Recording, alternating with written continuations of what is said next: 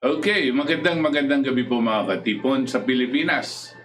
Ito po ang ating katipunan. Muling sumasa inyo mga tagapakinig upang magbigay ng mahalagang impormasyon, magbigay liwanag at higit sa lahat makinig sa inyong mga daing at kuro-kuro hinggil sa mga problemang patuloy na nagpapahirap sa ating kalagayan at kabuhayan. Sa susunod na 2 oras, sisikapin po namin na ipaliwanag ang iba't ibang mga bahagi ng ating ekonomiya at ang mga mabibigat pang local and international issues na may malaking epekto sa ating buhay at kinabukasan. Ito po ang inyong katipon na si Butch Valdes kasama ang ating co-host na si Itos Valdes at iba pang mga kasama natin. Nandito po si Vera Chivido, sila Roxana Cruz, tiga Save the Nation Movement at sa Philippine LaRouche Society. At ang siyempre ang partido politikal namin na Katipunan ng Demokratikong Pilipino, ang KDP. Okay? Narito po kaming lahat dito at naganyaya sa inyo na makibahagi sa ating talakayan sa pagsusuri ng mga kasalukuyang problema at paghahanap ng kaukulang solusyon.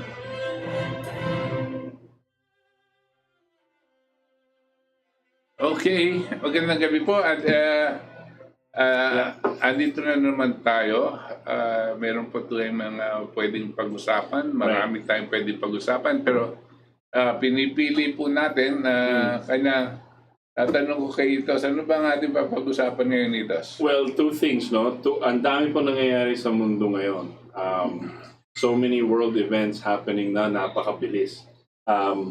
Pag kayo po ay nakikinig lang sa fake news, parang wala pong nangyayaring talagang pero pag nakikita kayong if you do your research and you're able to look at alternative news sites online, then you will know that so many things are happening sabay-sabay po. One of the biggest things now nakikita po natin, which is dominating our airwaves, is the conflict. One of those, the conflict in Israel and Palestine. Medyo nag-escalate siya. And remember, this happened biglaan na naman. And it seems biglaan, and it seems to come from the other side. Malala po natin, just the last president ng US was able to broker a peace deal. Saudi Arabia, Israel, and all of these countries, no? Palestinians. And Palestinians also. And then pagpasok nitong bagong administrasyon, wala pang 100 days, may gera na. So many things are happening. And this war, and of course, the chairman will elaborate later of what a little bit of the history of that. Plus, we have a video of our friend Mike Billington, who will give a sort of a good background on the conflict and how it is not a simple fight for land or anything like that. So we wanted to jump off from that. And later on in the program, we will also look at how this might be connected also to what's happening ngayon on the health front. Na nagpalit ng guidance itong CDC sa US. Sabi nila, hindi na kailangan daw mag-mask. Nag 180 degrees sila, biglang cambio sila. Hindi na pala kailangan ng mask pag naka-vaccinate na kayo. Okay na pala lahat. So, malaking news po 'yan kasi that sets the narrative for the world in a sense, no?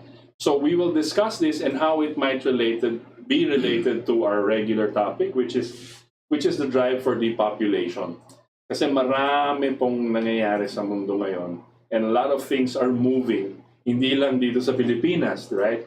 And yesterday, we wanted to also mention that yesterday we were, if you tuned in during our morning slot or the whole day yesterday, we were the channel for the. This was on the 15th. Yes, yesterday. Yeah. So parang siya, kasama tayo sa worldwide protest movement na nanggaganap ngayon around the world again. And we've sent those videos abroad and i-collate po ng mga organizers yan. This is a worldwide movement against the worldwide policy of lockdown. It's not against one person or one country, or it's the world against this system. So maganda po yun, and we will connect all of that. But first, we go back to our topic at hand, parang current events muna tayo, and give a sense of ano ba tong labanan ng Israel and Palestine? Yeah. Why is it important? And why is it ano? So we will show a video now or later. Gusto ko lang mag-intro din ng ano, kasi tingnan niyo po ang nangyayari sa atin ngayon. Everything is global. No? Everything that is happening is affecting the world as a whole. No? Hindi ito yung mga, of course, skirmishes that are happening here and there or localized dito. You know. Lahat ito may global impact that, mind you, the Philippines is part of that globe. Yeah, very close. And tingnan niyo po, number one, we have a health crisis, a global health crisis, itong sinasabi nilang pandemic, at ang kaakibat ng mga bakuna at lahat that very controversial because many people consider this talaga a front and a plan against humanity in general dahil gusto nilang mabawasan ng mga populasyon. No? Pangalawa dito ay connected dito sa sakit na ito, yung nangyayaring starvation and hunger. Kasi pag merong pandemic, ang inimpose nila sa mga iba-ibang mga bansa ay itong lockdowns, tsaka mga GCQs and ECQs and so on and so forth. No? Which meant that businesses have cut down and shut down. Yung mga small and medium scale businesses, sarado na po yan. Yes. Yung mga medyo malaki-laki ng konti, they are being operated on at a loss, no? 50-30% Yes. operating levels, no? Yung mga ganyan. Siyempre, mga hotels are ghost towns, no? Kasi wala pong nagta-travel ngayon, no? At walang laman yung mga hotel, kanya nababangkarote sila. Kasama na rin pati yung mga airlines, no? Tourism industry. Tourism. So this is happening global, no? And then of course, itong minabanggit ngayon ni ito sa pinubuksan natin itong issue tungkol sa Israel tsaka sa Palestine, no? This is not a new issue. There has always been continuous tensions between these two areas, and the problem is, of course, who owns what area, and tinutulak po ng Israel at mga Palestinians, and the Palestinians are resenting this because they claim that it was theirs, no? And then Israel also says this was their promised land. Ang history, biblical history nila shows that it was theirs. Tapos it was there was a period that the Muslims, no, what's his name? This name faced me. It's sometime in the history that they overran the Jews, no, and took over, and the Jews were spread out, no. And for a long time, the Jews had to be going to different parts of the world. No? Pero parang na-disperse sila somewhere in Europe. And pagkatapos po ng World War II, no? Yung mga Jews nakabalik sa Israel. No? At nabigyan sila precisely this whole area. And then the tension started between the Palestinians and the Israelis. No? So ganito po. Now, why is that? Parang maliit lang na, Israel is a very small country surrounded by how many Arab countries right now. No? But you have to understand that despite the fact that Israel is just a small country, of I don't know what their population is now. Can you please check? Maybe about not more than 20 million siguro sila, maybe less. But they, in their military capability, have something like 250 nuclear warheads. No? and they can defend themselves by using nuclear arms. But in numbers, mahina sila. 8.7 million. 8.7 million. So napakaliit po. Pero may kapasidad na ganyan. Siyempre, sino nagbibigay sa kanila niyan? Ang Amerika. Over the years, binigyan silang ganitong kakayanan para mapigilan ang mga iba-ibang mga Arab countries from working together to invade Israel, because that is supposed to be their rightful land. No? Pero dahil dito, nagkakaroon sila ng continuous laban dito sa mga Palestinians, both of them claiming the same land. No? Recently, over the period since 1960s, nagkaroon silang 6-day war. Tapos mayroon pang pagbabomba, pasok na naman sila at nagre-react. Pero this time medyo nakakagulat. Right on the day, I think, of yung El-Fitr, no? Eid el-Fitr. Right on the day, I think, which is the end of the Ramadan, no? Biglang nagpabuhos ng thousands po of rockets ang Palestinian going towards Israel. They claim that this was unprovoked. Israel was saying that this was unprovoked. But of course, the Palestinians were saying that this has been a long time and they could no longer stand the kind of difficulties. Kasi binabakuran sila, hindi sila makakuha ng kanilang tubig, nahihirapan silang mabuhay, and all of that sort of thing. So, nagre-retaliate ngayon yung Israel. At yung retaliation ng Israel po is massive military. That means using tanks, using airplanes, and ready to use all kinds of military equipment to drive out the Palestinians from that area. Now, Palestine has allies. One of the principal allies of Palestine is Iran. No. And Iran has been, over the years, been helping fund and helping militarily the capability of the Palestinians. No? And the problem here is, if the Palestinians reach a certain point where the Iranians feel there is a need for them to assist the Palestinians, and there will probably be a point that happens, the Iranians will get into the war. When the Iranians get into the war, the U.S.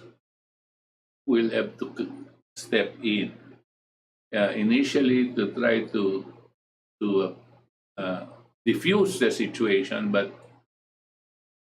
the way things look now, it looks like they're not going to be able to diffuse it, because Biden had created the conditions for Iran to be able to step in.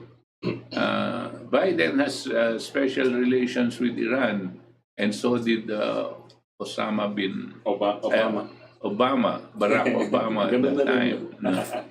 So malamang lakas ang loob ng Iran papasok dahil andyan na si Biden para silang may permiso na pumasok.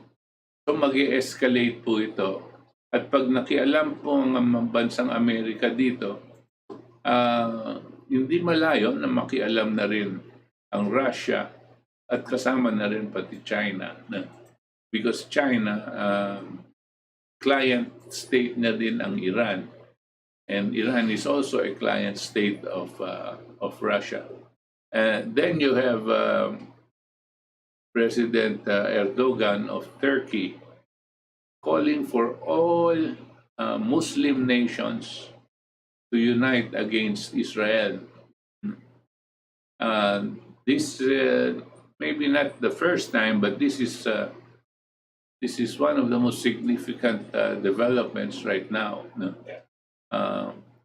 So nakakatakot po yan because it's like a spark, and then that spark can very easily go into a major conflagration. So I wanted to add, yes, everything, that is the whole context, no?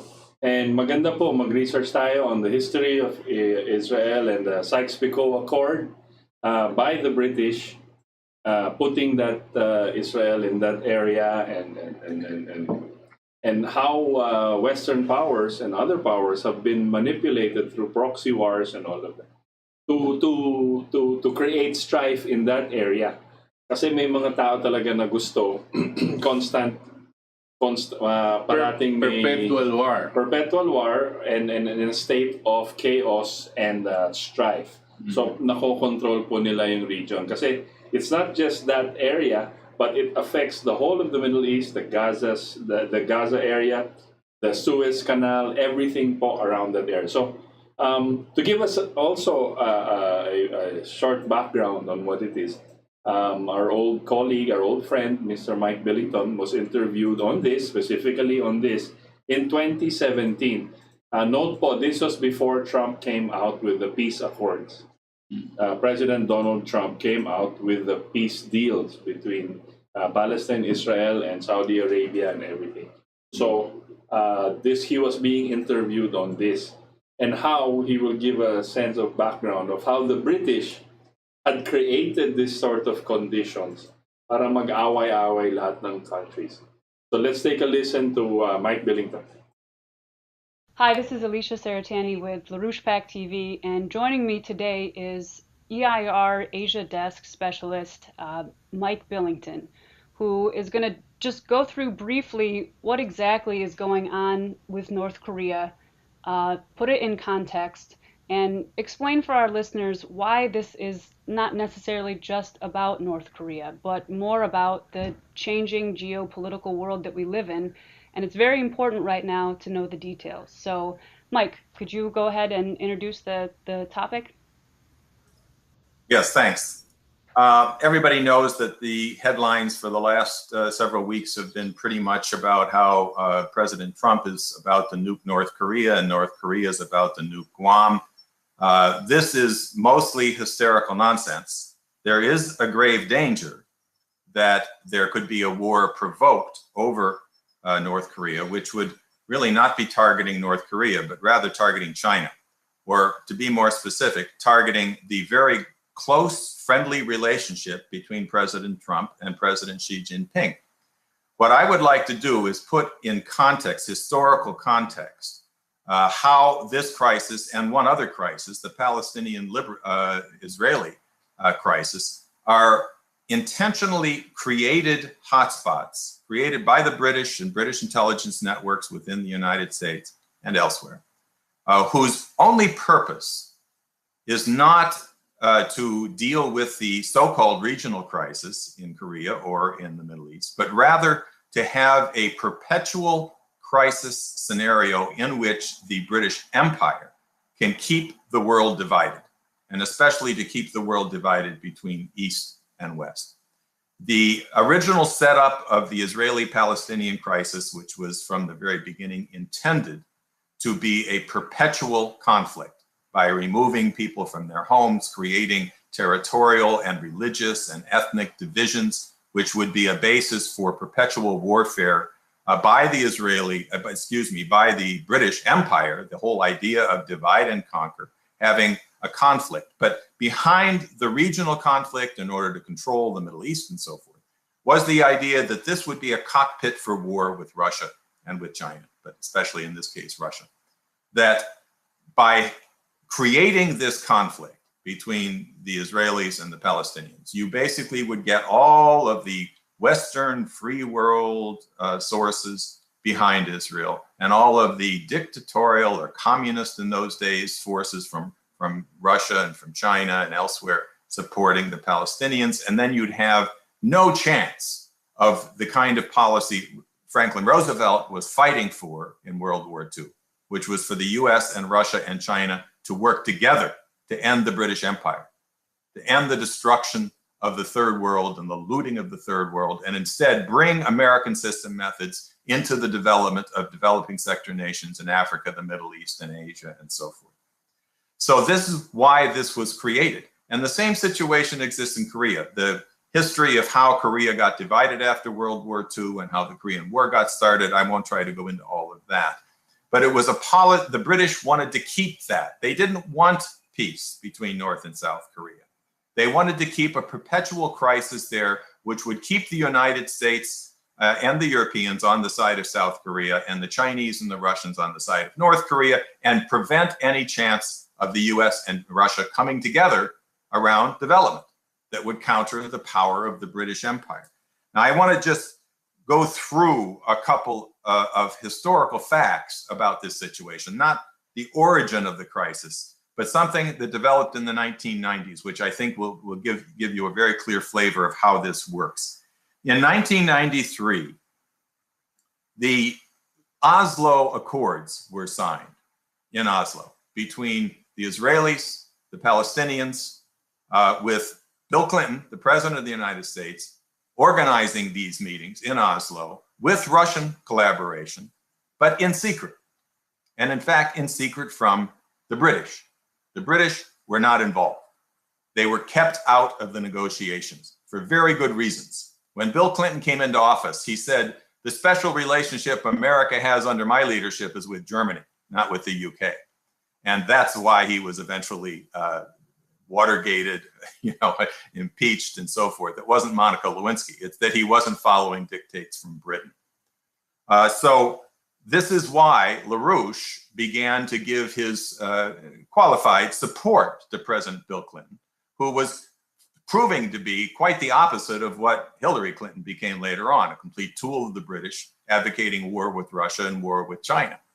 But at the time, Bill Clinton orchestrated this potential peace agreement in the Middle East. The Oslo Accord was really quite profound. It led to Rabin and Arafat coming to Washington, shaking hands with Bill Clinton at the White House, and committing themselves to a long-term policy for peace in the Middle East. Now, what was most important about the Oslo Accord was not just that the Israelis were going to remove some of their troops from the Gaza and from some of the West Bank, and that the Palestinians were going to recognize Israel's existence and so forth. That was important.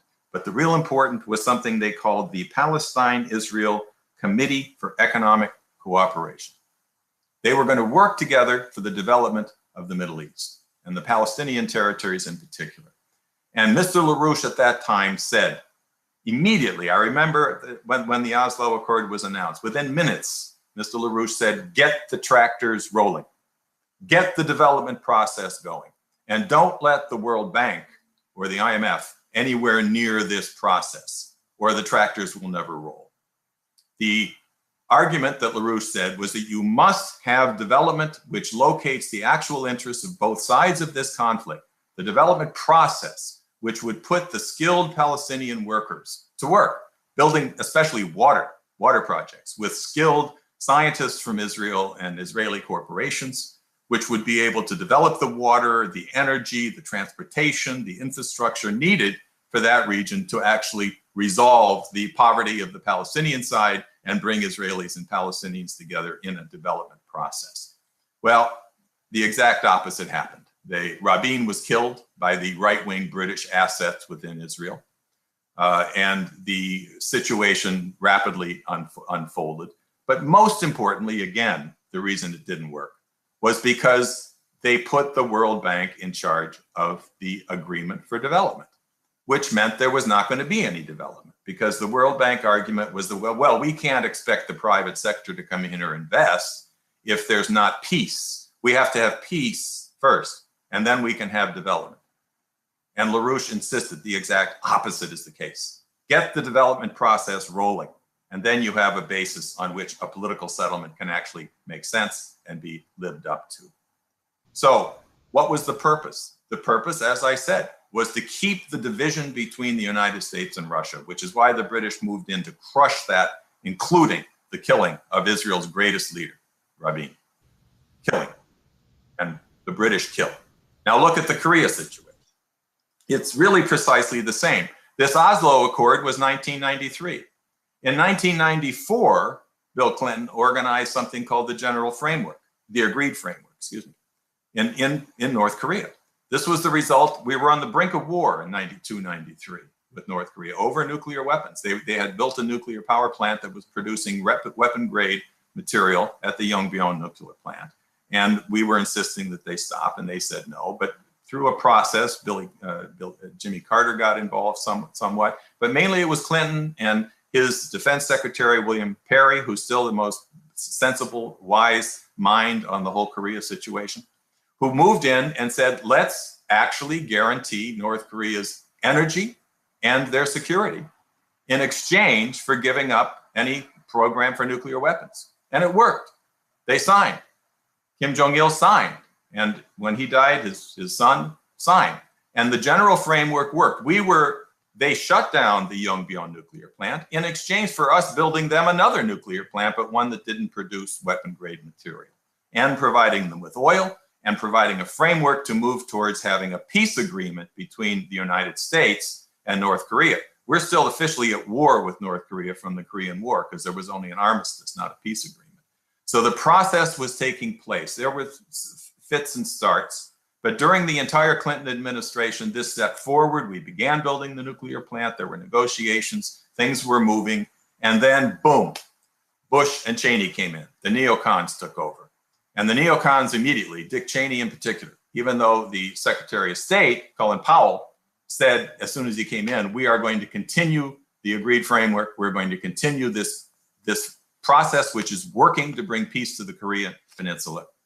Cheney said, like hell, and squashed it and accused the North Koreans of cheating, and therefore the whole thing was scrapped. There was an effort by the South Koreans and the Chinese and the Russians to keep this going with what they called the six-party talks with Japan and the United States and South Korea. But the problem was they didn't really have the United States supporting this process because it was Bush and Cheney. It was a neocon policy. So they quickly undermined it, said the North Koreans were cheating, and the whole process got scrapped. So, I mean, this has happened before, that when you move towards establishing peace on a sensible basis in these two crucial hotspots, the British and their assets in the US will move in immediately to crush it.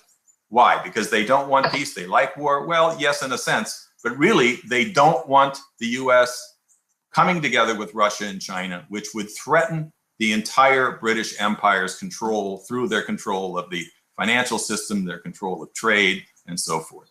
Now, of course, as you know, the whole Western financial system is now in a state of complete utter breakdown.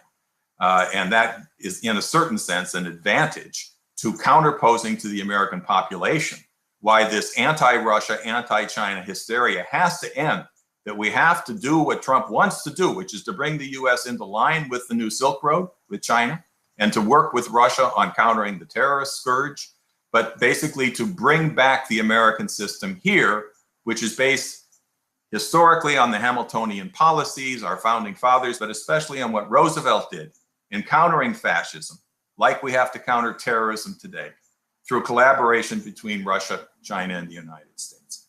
So this is what's taking place in Korea. There's reason for optimism because very high-level diplomacy is taking place. The foreign minister of North Korea met with both the Chinese and Russian foreign ministers in Manila just last week.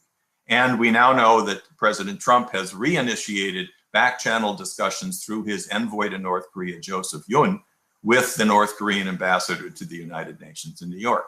So while there's a lot of fire in the news and the headlines and accusations flying back and forth, very serious diplomacy is taking place along the lines of the kind of policy that Mr. and Mrs. LaRouche have fought for throughout these last 50 years, which is to get a development process going which addresses the common aims, the common needs of all nations and all peoples. And then these political problems caused and orchestrated by the British Empire will end. In other words, there's no reason for the Korean crisis or the Middle East crisis to exist anymore. They only exist in order to justify the British division of the world into East and West. If you have Trump bringing those nations together for development along the LaRouche principles, then there's no cause for these crises, and they can be almost overnight resolved. That's where we stand. This is a fight which can and must be won, but it's one which, in fact, is in keeping with the needs of the human race at a moment of great crisis in humanity. Yes, thank you very much for that context, Mike. And I would just encourage everybody watching and the people that follow and support LaRouche PAC, be active with us. Reflect a sense of sanity from the United States population. And a little bit of sanity coming from the United States goes a long way. Let these other world leaders know that. So I wanted to comment lang on that. Remember, this was 2017, just as Trump recently took office. And alam na natin kung ano nangyari after that. There was peace accords. He was able to talk to North Korea, and everything was settled. So the drive towards war na ginawa ni Obama, Obama before that, and before him, Bush and Clinton, medyo naagapan ni Trump. Then he allowed them to sign, and he got them together and put the world back away from war. Ngayon. Right.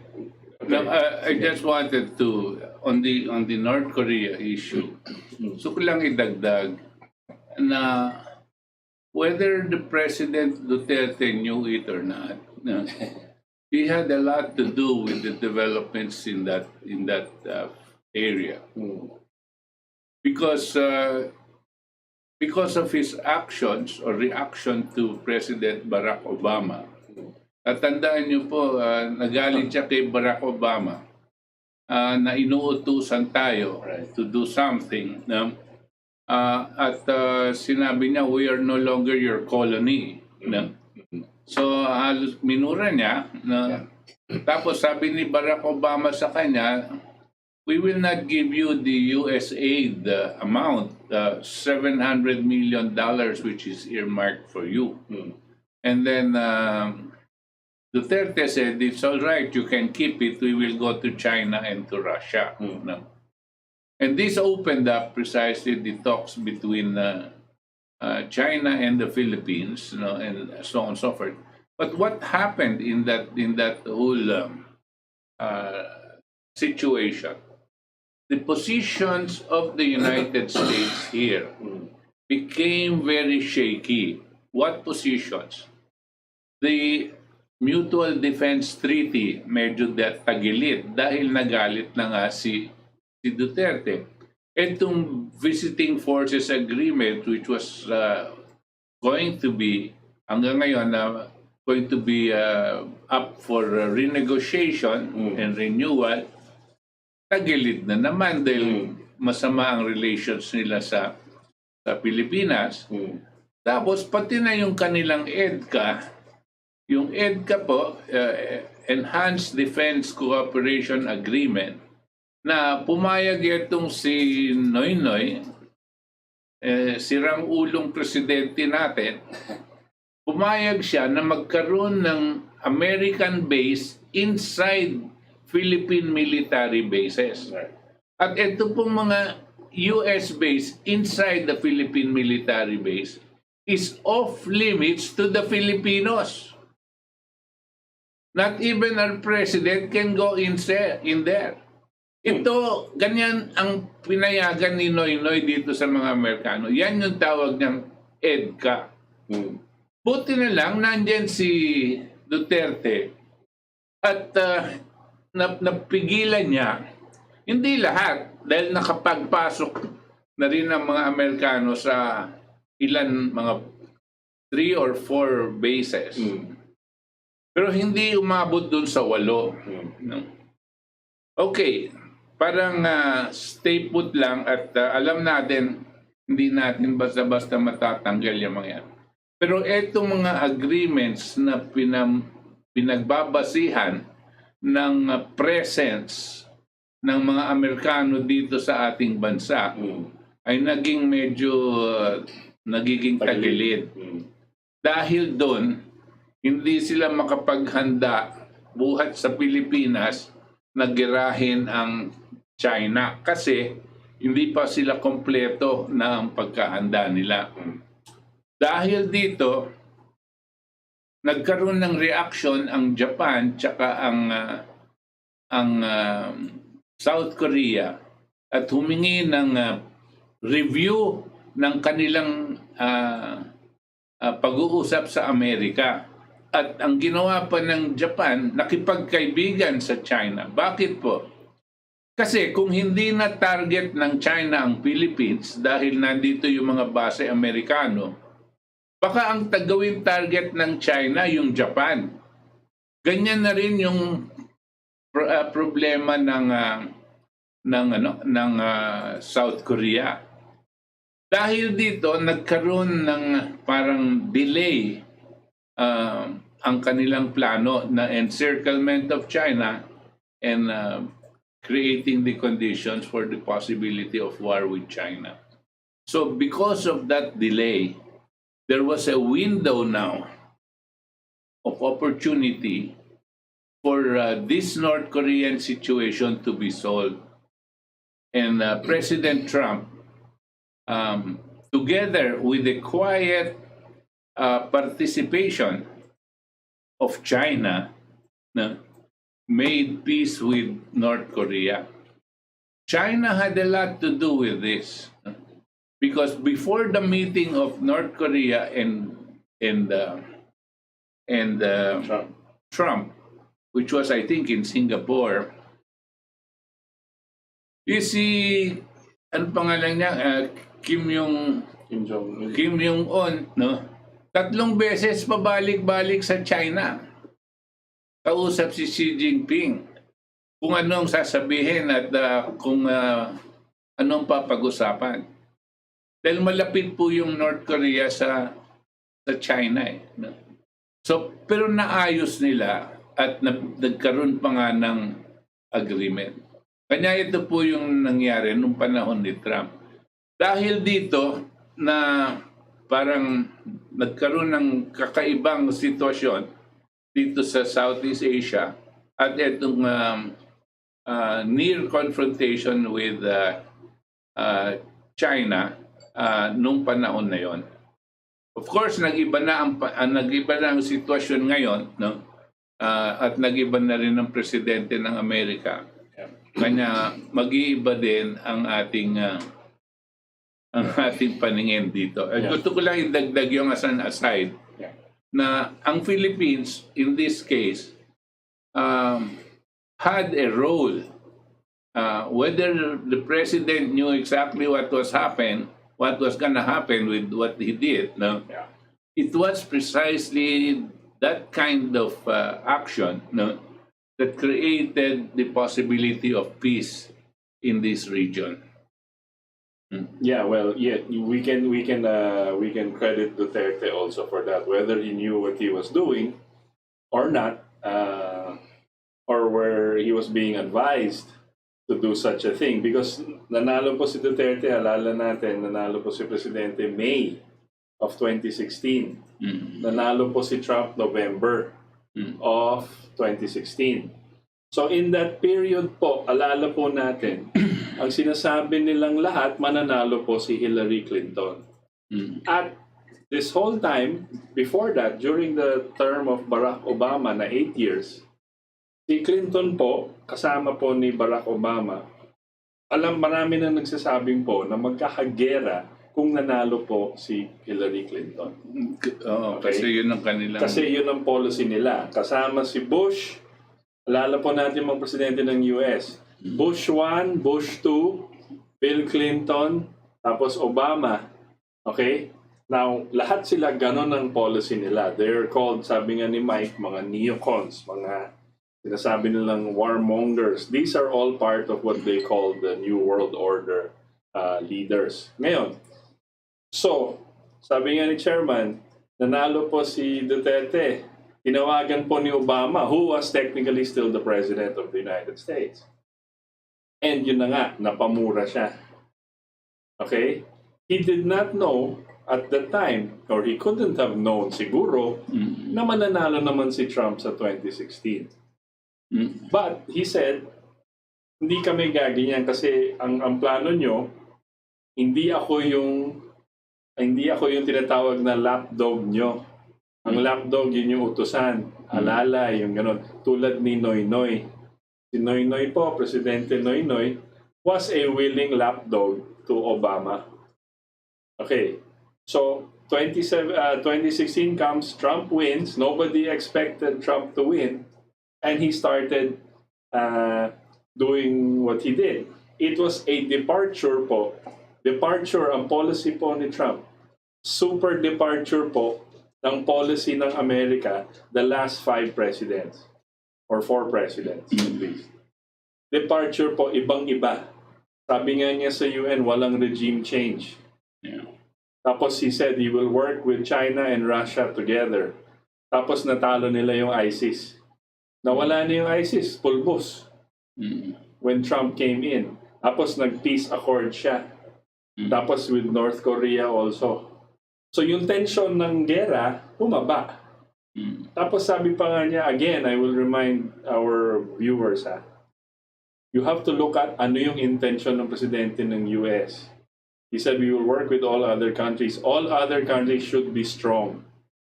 It should be America first for me because I am the United States president. But each of their country, China should make China number 1. Russia should make Russia number 1. Lahat po ng countries have a sovereign individual. And remember, sinabi po niya sa World Economic Forum, I think, in front of all the bankers, the future belongs to patriots, not globalists. Okay? So yan po ang yung 4 years ni President Trump. Ngayon, 2020 election. It's still under dispute. Marami pong lumalabas sa mga states na dayaan. Pruweba ng dayaan ngayon as we speak. Like I said sa beginning ng programa, there's so many things happening ngayon sa US. One of the more important things is nag-audit po sila ng votes ngayon sa pinakamalaking county ng Arizona called Maricopa County. And they are auditing. 13% pa lang po na audit nila. Ano yung audit? Tine-check nila kung tama ba yung boto sa papel at sa computers. 13% pa lang po ang in-audit nila at nakita na nila marami ng discrepancy. Sobra yung bumoto sa rehistro. Hindi nagkakatugma yung mail-in votes. Tapos may mga fake na balota pa. Marami silang ina-uncover. Ito po nangyayari in the last 3 weeks. Okay? And it is very transparent. You can watch it online. You can look at it. Tapos biglang ayaw magpa... Ang pinaka... Ano dan ngayon? Yung pinaka-latest po dyan. Ang Smartmatic Dominion or Dominion Smartmatic, yung siya nagpatakbo ng eleksyon, ayaw nila bigay yung servers nila para tignan ng auditor kung ano yung tama para ma-compare. Ayaw nila ibigay. Sabi nila, hindi namin kailangan bigay sa inyo yan. So lumalabas, parang may tinatago sila. Malaki pong issue to, malaking news to. Kasi po, pag napatunayan na medyo may malaking kadayaan dyan sa Maricopa, di lahat ng ibang county dyan sa Arizona, lahat ng ibang states, magpapa-audit na rin. Okay? So there's a big thing going on sa US now. And in the midst of this, 2 things happen. First, nagkagera bigla sa Palestine. Okay? What Biden represents is a going back to yung policy ni Obama. That's what Biden represents. Alam po natin parang hindi na siya nagpapatakbo ng US. Hindi po siya. Medyo pag nakikita po natin talagang wala. But what he represents was, again, binabaliktad niya lahat ng policy ni Trump tapos balik sa policy ni Obama. Sabihin, they will push for war. all around the world. And I think it's obvious what's happening here. Okay? Pero the other news we wanted to put out also was that yung US Center for Disease Control na pinamumunuan ni Fauci, yung ating si Tony Fauci, sinabi niya na ngayon, parang out of the blue, sabi niya, hindi na kailangan mag-mask mga tao. Pag sinabi mo nang na-vaccinate ka, okay na lahat. Pwede na. Huwag na mag-mask. So si Biden, sinabi niya, okay, pwede na mag-mask. Bahala na kayo, pero magpabakuna kayo, pero hindi na kailangan mag-maskara. So parang bumubukas at bumubukas na yung US. Okay? This is a biglaan po yung anunsyo na yan. Kasi last week pa lang sinasabi ni Fauci na baka tuloy-tuloy pa to, malabo pa yung herd immunity na sinasabi nila sa bakuna, magmaskara, tapos yung mga bata kailangan magmaskara at magpabakuna. Tapos biglang ngayon, bumaliktad.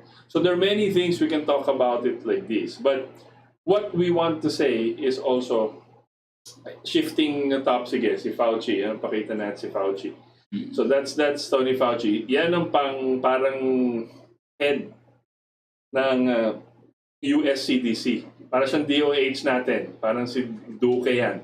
Sinungaling rin yan, tsaka pabaliktad-baliktad Ito yung idol ni Duque. Yeah, ito yung idol ni Duque.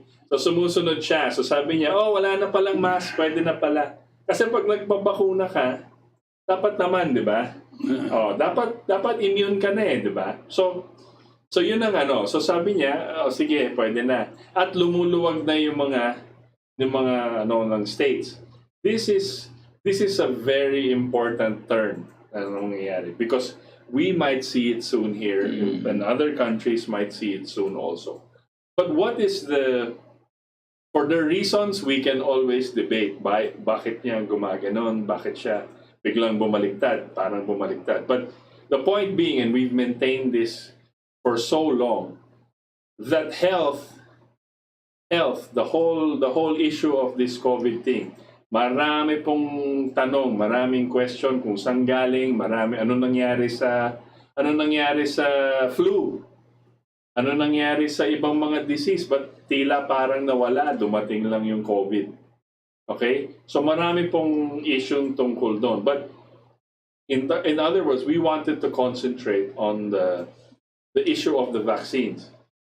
Because kami po, medyo hindi kami naniniwala yung vaccines. Personally, dito sa kaming dalawa ng chairman, we don't believe the vaccines are really there to cure us. It was made in a rush 6 months ago, not tested, not rolled out over 6 years or something. And parang tila pinapadali nila yung pagkabakuna ng buong populasyon of the world. So ngayon dito niro-roll out nila kasi nagastosan na nila. Pero tila there are medicines like ivermectin and hydroxychloroquine who are proven treatments. Ayaw nila. Gusto nila bakuna lang at bakuna dito sa Pilipinas. Around the world also. So we're looking at that and looking very closely kasi maraming lumalabas na kwento. Kahit nagpabakuna ka, number 1, may namamatay pa rin sa COVID kahit 2 doses na. Number 2, nagkaka-COVID pa rin. Nagkakasakit pa rin kahit may bakuna. So ang sinasabi nila, hindi, kailangan ng booster shot pa after 6 months. Kahit second dose ka na, kailangan ng bakuna pa after 6 months. So hindi po natin alam kung ano ba talaga. Siyempre may mga iba medyo nakakatakot ang mga prediction nila. But I wanted to bring out in the meantime when we shift our discussion into this. Bakit ba ano nangyari? Kasi may mga nagsasabi, bakit kayo takot sa bakuna? Bakit yung mga dating bakuna, polio, tsaka measles, ganon, tumama naman tama naman di ba? Nawala na naalis yung polio. Oo nga. Pero bakit yung bakuna ng COVID, magkaka-COVID ka pa rin? So what changed? what was the change? What is the change? Is it the same WHO? Is it the same health worldwide infrastructure? So we wanted to put out this video by our by Dr. Pierre Corey. We spliced up his presentation, yung recent niya. Ano ba talaga yung WHO ngayon? Ba't naging masyadong political? And what is made up of the WHO now? So that we have a clue kung ano ba talaga nangyayari sa World Health. Bakit ganun yung mga policy nila? Nagpapalit ba? Bakit dati okay? So, a little bit of history, but a little bit of ano also. Si Pierre Corey, alala natin, is a member of the frontline critical care specialists that have been pushing ivermectin. Nag-testify siya sa Congress natin. Sinabi niya, yung health ministry natin daw is criminally liable. Matapang po itong taong to. Sabi niya, mali yung ginagawa ng DOH nyo. Dapat saving lives, hindi promoting death. So we wanted to play these short clips, and then we will react after, and then go to a related topic. Okay. We worked on a white paper in the last few weeks. We just posted on our website, and we're going to be distributing it to a lot of folks and colleagues and other kind of organizations like the FLCCC. I will say our organization is not unique. I'm in contact with a network of very like-minded scientists and physicians from numerous countries around the world, from Philippines and South Africa and Zimbabwe and Central America, South America, and large parts of Europe. There's groups in France and Italy and the Netherlands as well, all working hard, as even Canada. Canada is rip-roaring right now because of what the Canadian government or healthcare agencies are doing. So I put out this white paper, and I hope that it gets attention because it's really, I'm not a lawyer. I don't do this for a living, but, I'm a keen observer of what's happening with the science around ivermectin. I know the science around ivermectin, and I had to try to figure out why the world wasn't adopting this. And these are just really a collection of my observations over the weeks as I've tried to study this. And so I think it sort of begins in it. The major action against ivermectin was perpetrated by the World Health Organization, but they are not unique in their guilt of really distorting the science around ivermectin. They're not unique at all. I just think they did the most egregious job. But I'll tell you, the one thing that they did is they helped me understand what's going on in the world, because I thought I was going crazy. But what the World Health did, and I'm going to go over this in a second, is in their recommendation, they outlined exactly how they interpreted the evidence around ivermectin. So they basically they had to open their books and they showed what they did to the evidence base. And it's a near criminal action, in my opinion. We're going to talk about that in a second. But first off, let's talk about why the WHO has the stature and why so many people listen to the WHO. And I'll say that WHO has this incredible history, right? It accomplished some of the most amazing things in the history of public health in the world, right? So when it was first founded, it was founded on these really high principles that health is a human right. And its main focus was on really elevating the public health of citizens around the world. And some of its early achievements are truly, truly remarkable, right? And I think that's why the WHO is held in such high regard, right? They eradicated smallpox in about 12 years. They nearly eradicated polio. They were a huge force in combating the HIV and TB campaigns. And they also oversaw this incredible era of the development of antibiotics. The problem is that when they started, and a lot of their achievements, it really was probably driven by the fact that all of their funding, and they were well funded, was without restrictions, which is that they could isolate problems, even if they weren't money-making problems, even if no one had a particular interest, or even if it affected just low-income countries, they could go and attack those diseases, and there was no preferences of what they worked on and what they did, and they had the ability to make those decisions without any sort of external influences. That's the problem, is that was the WHO then, but the WHO now is quite different. And that organization has now been transformed, and it is not the organization it once was. And that's what I'm going to talk about tonight. So I do not want to detract from their achievements, but I do want to talk about what they're doing today, which is they are actually working contrary to the public interest, and that needs to be called out. And that's why I'm lecturing on this issue again today. So look at where the money's coming from. Now the money has strings attached. People give the WHO money, but they say, we want you to do this or study that. And we want you to use our consultants and our experts and our scientists. Many of them come from pharma. Pharma has pretty much completely infiltrated this organization. And I'll give you examples of that in the next bunch of slides. And so much so that now, with the proportion of budgets, you're starting to see these corporate funders. And the corporate funders actually come in sometimes in the guise of nonprofits, but there's still corporate interest behind those nonprofits. And they're promoting the use of pharmaceutical products. Now, we understand that pharmaceutical products can really create health, right? And they can cure illness, but they also have harms, and some of those harms get mitigated. And we've seen over the last 10 years, a major influence of the vaccine industry as it works through the WHO, and it seems to be occurring again. And these funders can dictate clinical research and basically focuses that are in their interest and maybe not in the public health of the world. The other thing is that the WHO, like other places, is completely subject to this revolving door. Once you get a position in WHO, you can go on to pharma and vice versa. You go from pharma to WHO, and then you can rotate in government, and everybody kind of knows each other. So the influences between government, WHO, and pharmaceutical are even tighter and more hidden than you would imagine. You're seeing now that there are interests that can work through the WHO to achieve some pretty nefarious ends. Now, when you think about ivermectin, and I got to say, ivermectin is just an example of how pharma and other interests can work. Ivermectin is just one drug, but you can imagine other drugs which would fall the same fate. But when you think about ivermectin, you think about the opposition. So in some of my talks, and even on when I tweet, I use this thing, hashtag David versus Goliath. But if you think of ivermectin, little old ivermectin has the capacity, it's such an effective and potent medicine in this disease model. I think it rivals penicillin in bacteria, but it's so potent that it has the potential to kneecap, like Tess said in that opening video, she mentioned, I don't know if it's $100 billion market, it's at least many tens of billions.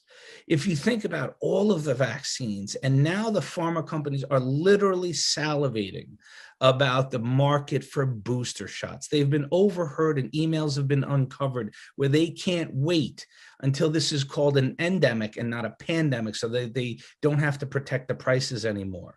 The EUAs for the vaccines are threatened if you have an effective alternative that's safe and been around for 40 years and that you can use for treatment and prevention. Numerous competing molecules, right? And the other thing is the philanthropic sponsors, many of them, and I'll talk that in a second, like the Bill and Melinda Gates Foundation, they're essentially a proxy for the vaccine industry. They're completely and solely focused on a mass vaccination strategy. There's numerous oral antivirals coming out, long-acting antibody products, monoclonal antibodies, and then your favorite and mine, remdesivir. And so if you saw ivermectin widely adopted around the world, as you can see in Mexico, you're starting to see in India, you'd probably not have a problem here, and this market would collapse. So if you're listening, I can't imagine in the history of pharmaceuticals, a competing interest as deep and as vast as is arrayed against little ivermectin. And so it's truly almost incalculable, the interest against it. So I invite everyone to read this article. I found this to be really eye-opening. It was about an investigative reporter. It's in the very well-regarded magazine called The New Republic, and it really details the outsized influence that the Bill and Melinda Gates Foundation, and really Bill Gates, has in vaccine policy throughout the world and really public health. He has a huge influence on many different public health agencies, and not least of which is the WHO. So much so that if you look at the funding, they're the number 2 funder outside of the US. Massive amounts. They've given over almost $4 billion in the last 20 years. And the ACT, the ACT Accelerator Program, which was the program that was supposed to devise and find out solutions to COVID, is basically operated by the Gates Foundation. And so is Unidade, which actually did the research on ivermectin. You know, I guess it bit the hand that fed them. But they are clearly an organization who feels that there's no problem that can't be solved without a vaccine or without a vaccine. And they also have funded McMaster. McMaster's all over this guideline recommendation. And so there's a lot of influence of the Bill and Melinda Gates Foundation in these. And even more alarming than New Republic article was this ridiculous story. I mean, I listened to this. This was a whistleblower who basically relayed that the Bill and Melinda Gates Foundation actually applied, like with a straight face, applied for sovereign nation status at the WHO, so that they could have a nice little chair with the BMGF next to Tanzania, and well, they wouldn't sit next to Tanzania, I assume, but you know, they'd be at the big table, the G7 table. But they literally wanted a table to have the status of an independent sovereign nation. I mean, if you want to talk about the influence of one man, it's pretty incredible. Then if you look at the technical lead of the guideline, if you look, she's seemingly very highly related to Bill Gates. When you refresh the page, Melinda Gates shows up. So those guys are pretty tight. We worked on a white paper in the last few weeks. Okay, so that was part of the whole presentation, medyo 1 hour yun. Pero you can go on the YouTube FLCCC channel and watch. Every Monday yata they come out with new magaling tong mga grupo ng doktor na to. Tsaka si Pierre Corey, nakita nyo yung mga revelation niya, di ba? Tapos yung how the WHO, and then suddenly it became private interest funded, and then the principal funder is Bill Gates. So your comments. Well, yeah, si Cory is, I suppose, known to many of us here, no? And Dr. Cory, siya yung nagsabi dapat ikulong daw natin yung mga official natin dito sa Department of Health. Pero gusto ko lang basahin isang message na nanggagaling naman kay Dr. Vernon Coleman. No? Of course, ito pong message na ito, napakabigat po at nakakatakot. Pero itong mga doktor na ito, they look at it from a scientist. They look at it from their own perspective, being trained in the field of medicine and specializing in these areas, no? So gusto nilang maging mag-warn sa sangkatauhan, no? And I was thinking to myself, ano bang gusto nitong mga doktor na ito, katulad ni Dr. Cory, Dr. Coleman, Dr. Butch, no? Gusto ba nilang yumaman o pera ba ang kanilang? Hindi eh. They're just so concerned that something is being done to humanity. And sa akin pong palagay. Anyway, I will just read to you this. And it's up to you whether you want to believe it or not. This is an urgent message from Dr. Vernon Coleman. By the way, Coleman. Kung gusto nyo, i-google nyo, hanapin nyo kung sino itong si Vernon Coleman. No? Urgent message from Dr. Vernon Coleman, who predicts that all vaccinated will begin to die in the fall and announces a general genocide for the majority of the population, also for the unvaccinated. due to the viral mutations that the vaccine will cause. Dr. Coleman says COVID-19 vaccines are weapons of mass destruction and could end the human race. Every vaccinated individual has the potential to become a mass murderer because their body turns into laboratories that produce deadly viruses. Even worse, some of the vaccinated individuals can become asymptomatic carriers, spreading deadly viruses around them. The problem has just been raised by Dr. Geert van Bosche, a leading vaccine specialist. A leading vaccine scientist warns the world, immediately stop all COVID-19 vaccines, or an uncontrollable monster will be released. There is a real risk that instead of killing 90 to 95%,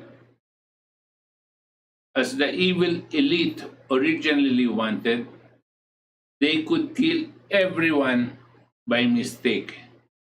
They could annihilate humanity. We have very little time to save ourselves. We need to strengthen our immune system, and ironically, perhaps, we need to stay away from people who have been vaccinated. And it says, send this article to doctors, journalists, friends, and relatives. Ito po yung kanilang mensahe. At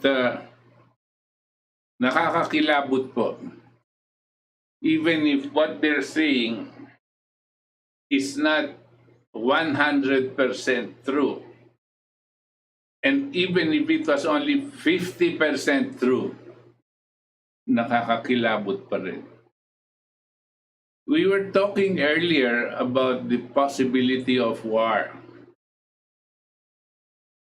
Why is war actually held? For money?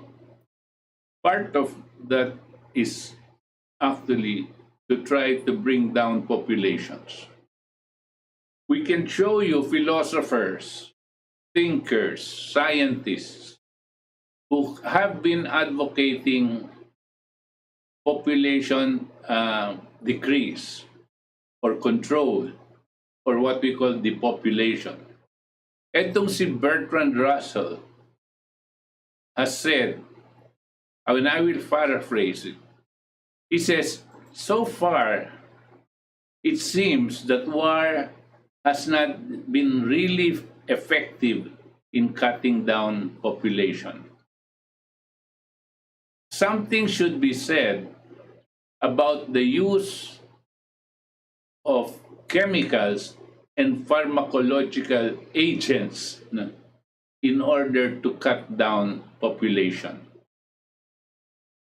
Bertrand Russell po lived up to about 1967 yata. He's an evil man. But he was talking already of this kind of pandemic, which is planned and manufactured in order to bring down substantially the population of the world. You no longer know what would annihilate civilization, whether it's pandemic or a series of pandemics or war or both. But it seems that both these elements confronting humanity are now present. And the only ones that can stop this is humanity itself. If we get together, use our minds, use our moral strength to fight that which is evil.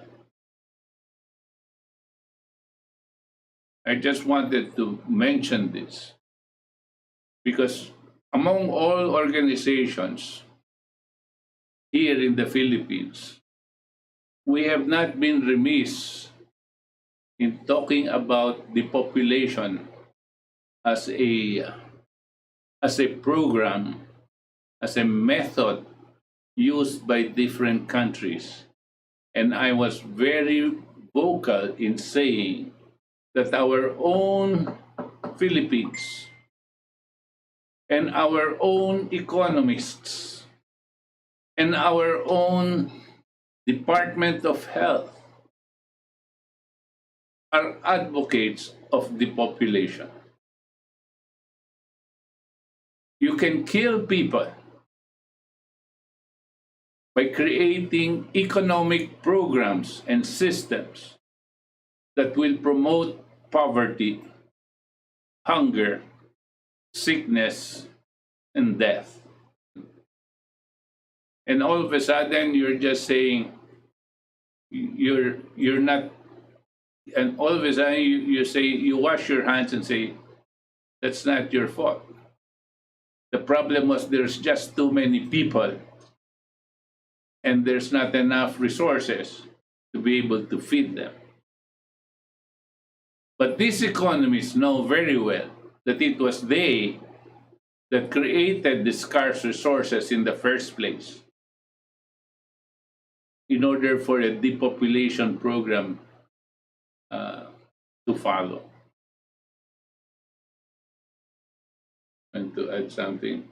Yun. So, one of the most, again, from our past episodes, nakita nyo po, and then Dr. Corey, I think, laid it out also with that new article, yung sinasabi nila about, nakita nyo po yung drawing ni Bill Gates na may sungay, na medyo demonyo yung dating. That is really, that is not far from the truth.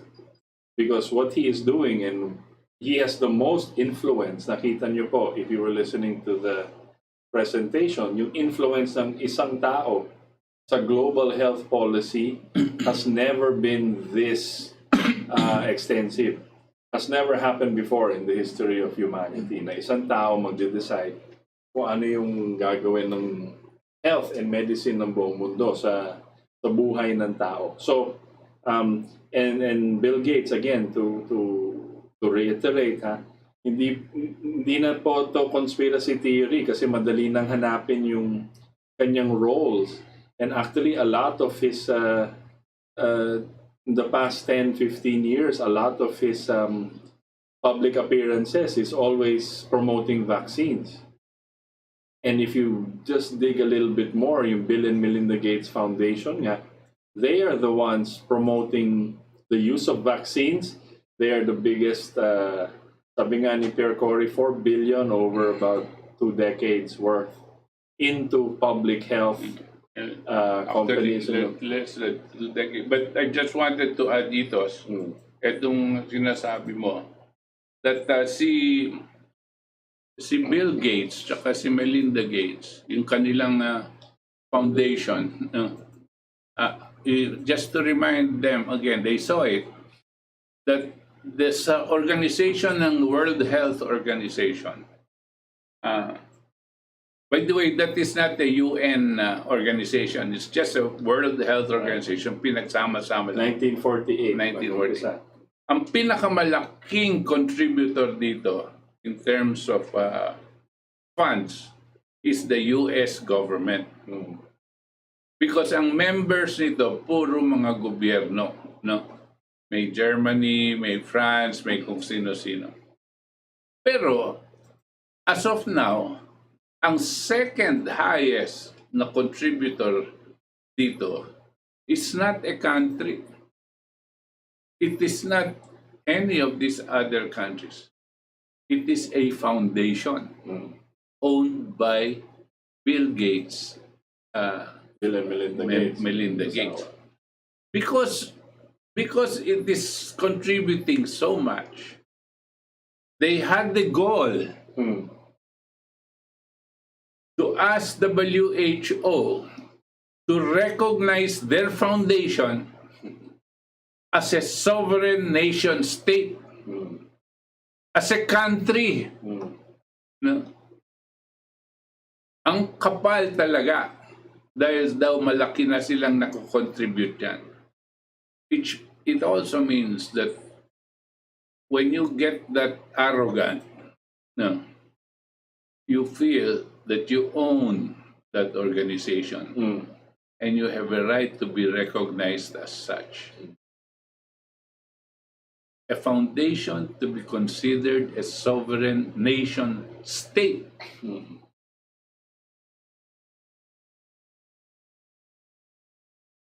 Yun ang tinitignan natin. So it's obvious that this individual, remember po, again, I will have to go back to the Trump administration, nag-withdraw po siya sa WHO. Sabi niya, hindi, we're funding you pero wala kayong matinong ginawa. Si Trump During the Trump Foundation. So alis sila sa WHO. Ang Amerika, which is the #1 funder.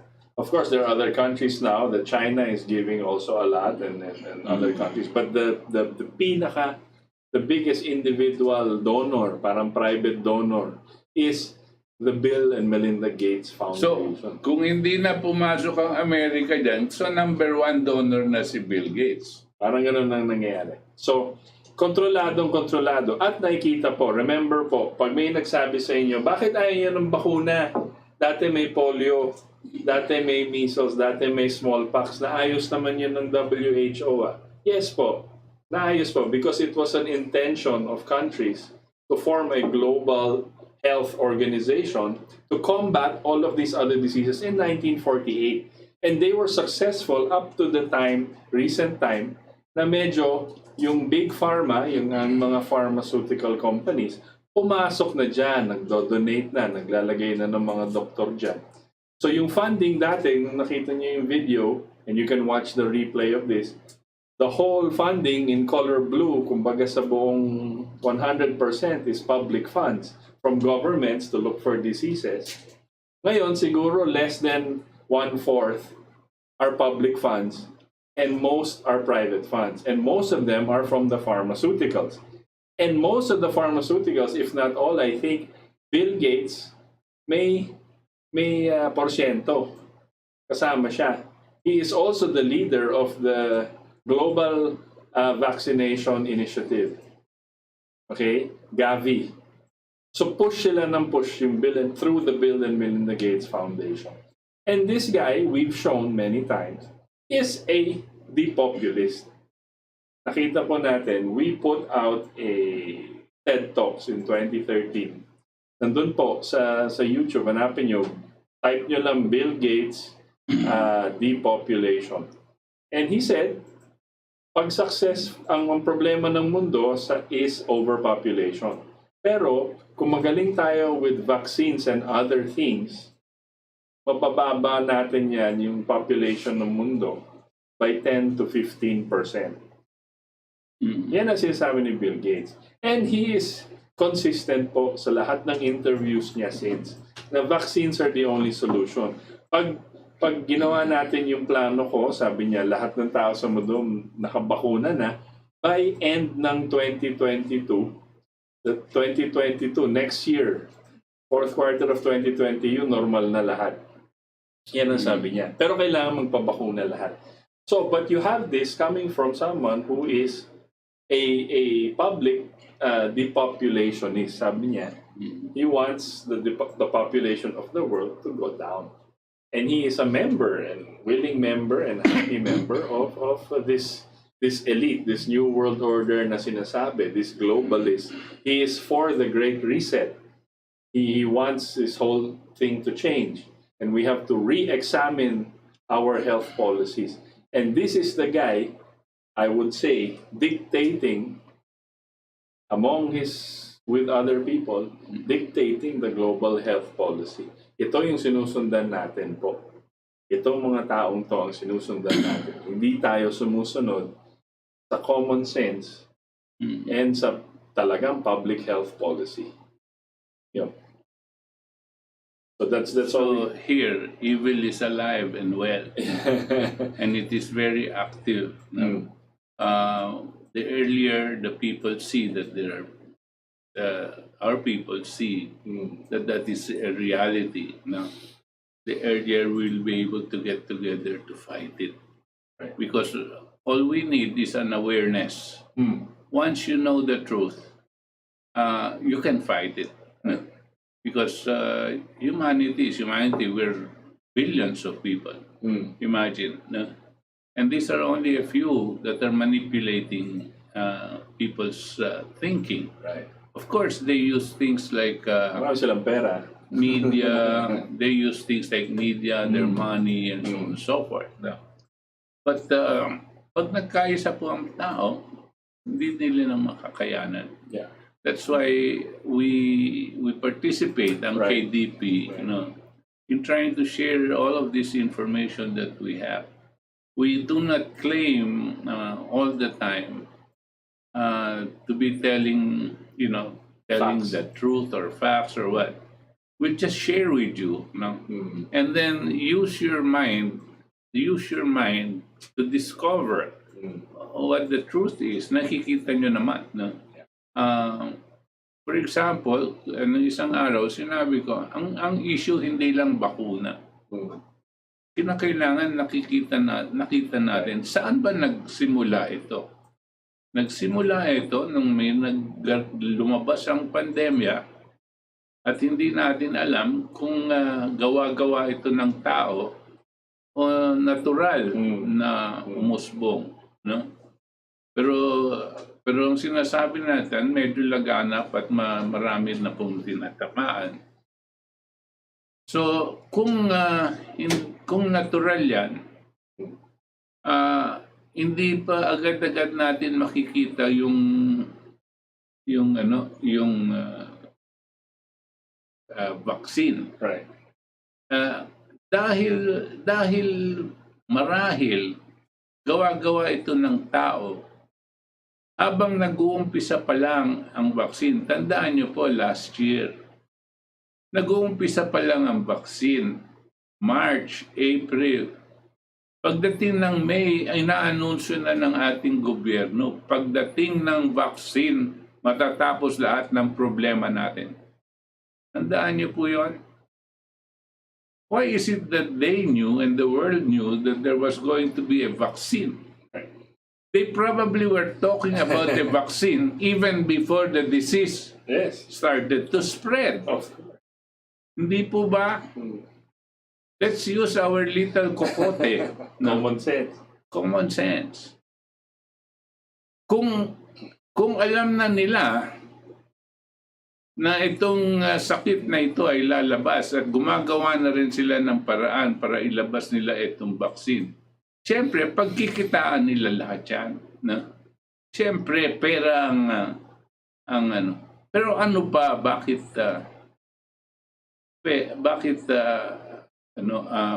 hindi lang pera? Kasi meron talagang programa itong mga ito. Itong mga nagsasalita ito, katulad ni Bill Gates. Katulad ni Prince Philip, yung kakamatay lang. Nasabi niya kung ma-reincarnate siya, gusto niya maging virus daw siya. Same with his son. Oo, para mas maraming mamamatay na tao. Dahil overpopulated daw ang mundo. No? Di ba sirang ulo yung mga ganyan? And they're evil. No? So, itong mga ito, ganyan lang iniisip. Lalabas nila yung sakit, ginagawa na nila yung bakuna. At the same time, while they're making money, they're causing widespread mortality of human beings. Ito pong sinabi ni Dr. Vernon Coleman. Nakakilabot po, parang hindi mo maisip na aabot sa ganyang grabe ang kasamaan ng tao. Bakit? Meron bang hangganan ng kasamaan ni Satanas? Is there a limit to his evil? But they are, and man is capable of creating all of these situations and creating so much chaos and problems for humankind. So you're in a situation wherein you don't even know what will kill man more, a nuclear war or a pandemic created by man. Both of them created by man. Diba? There's a lot of investigation now as lumalabas na yung role ni Fauci sa yung research na ginagawa niya at umabot dun sa Wuhan lab. Marami pong lumalabas na yun sa US Congress na hindi lumalabas sa mainstream media. Kailangan hanapin yun. But that's what's happening now. So many things happening now with this. Kasabay ng itong gusto nilang i-roll out na vaccine. So, for us, again, it is a choice. No one should be mandated to take the vaccine. You can be encouraged, but you cannot be forced into taking the vaccine. And for us in KDP, well, at least chairman and myself and people here, we are not going to take the vaccine. But sa choice nyo po yan, hindi kami nagsasabi na dapat sundan nyo kami. The point is, ito nga nangyayari, may proposals kasi, knowing what we know about vaccines, kung saan galing yan, sino yung tumutulak niyan at lahat, may proposals ngayon, may dumating na proposal from Congress na gawing mandatory yung vaccination. Ano na yan? Pasismo na yan. That's fascism. That's against the Nuremberg Code. That's against the Constitution. It's against your human basic rights. It's against universal law, natural law, divine law, lahat na. Nobody can force you to take the vaccine. Pag gumanon po sila, ibig sabihin itong mga lokong kongresista at yung gobyerno natin, pag gumanon na, nagiging pasista na. Hindi na po pwede yan.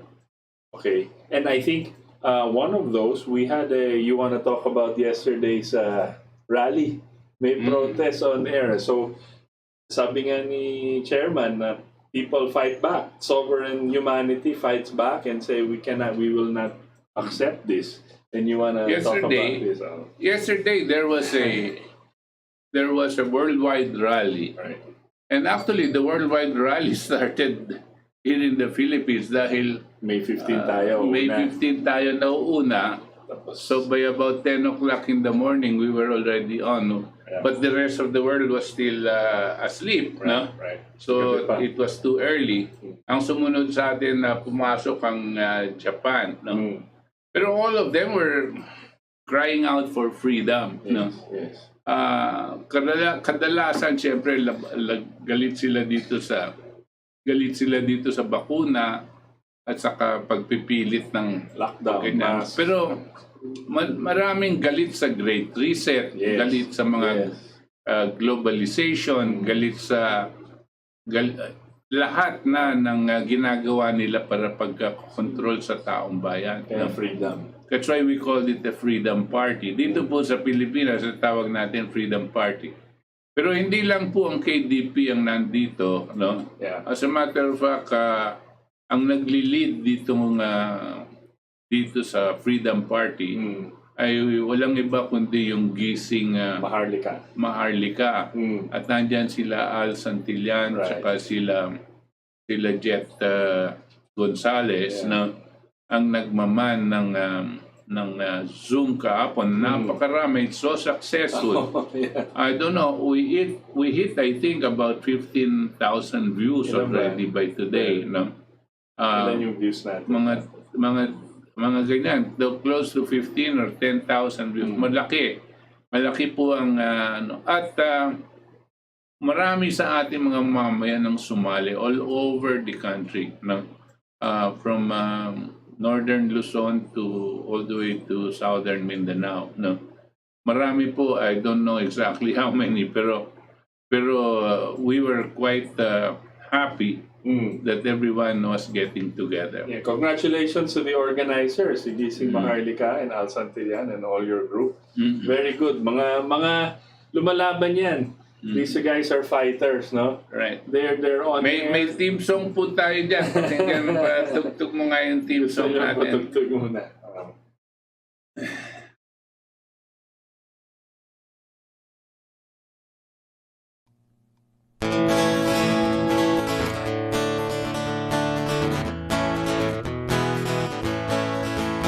Ang sigaw ng karamihan is kamyan. Ang sigaw ng karamihan is kamyan. Ang sigaw ng karamihan, niloloko nyo ang bayan. Ang sigaw ng karamihan is kamyan. Kontra COVID, sagot daw bakuna. Kontra COVID, sagot daw bakuna. Naniniwala sa balita, isip ko'y hindi malaya. Kontra COVID, sagot daw bakuna.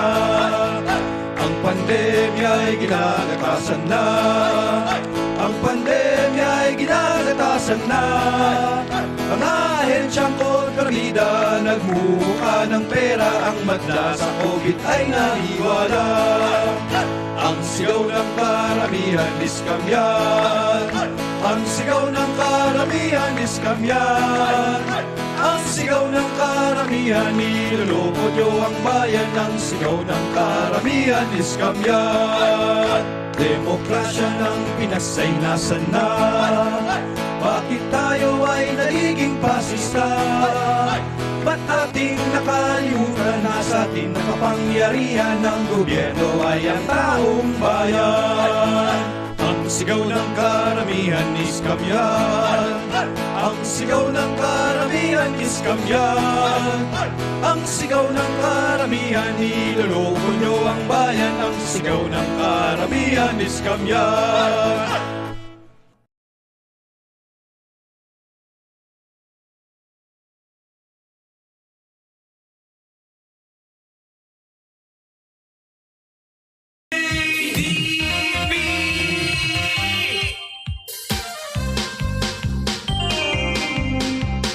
KDP aming kaibigan kapambing, katipunang lumalaban sa mga nangaapi. Demokrasya ng bayan ay iniingatan, Pilipino'y lubos na paglilingkuran. Oligarko protektado ng epirano, kaya tubig at kuryente mataas presyo. KDP di papayagan to. KDP kasangga mo para sa pagbabago. KDP ay walang takot, alisin trapo sa gobyerno. Ang KDP, ang partido sa kinabukasan ko. KDP para sa kinabukasan. KDP hindi rin palalampasin, kalokohan ng Comelec, transmission ng data. Dayuhang ismatic na inutil magbilang, parusahan mga sindikatong sangbuatan. Ang dating Pangulo ay pagbabayarin din, sa tigbang siya pumatay sa mga pasling. KDP ay lalaban. KDP kasangga mo para sa pagbabago. KDP ay walang takot, alisin trapo sa gobyerno. Ang KDP, ang partido sa kinabukasan ko.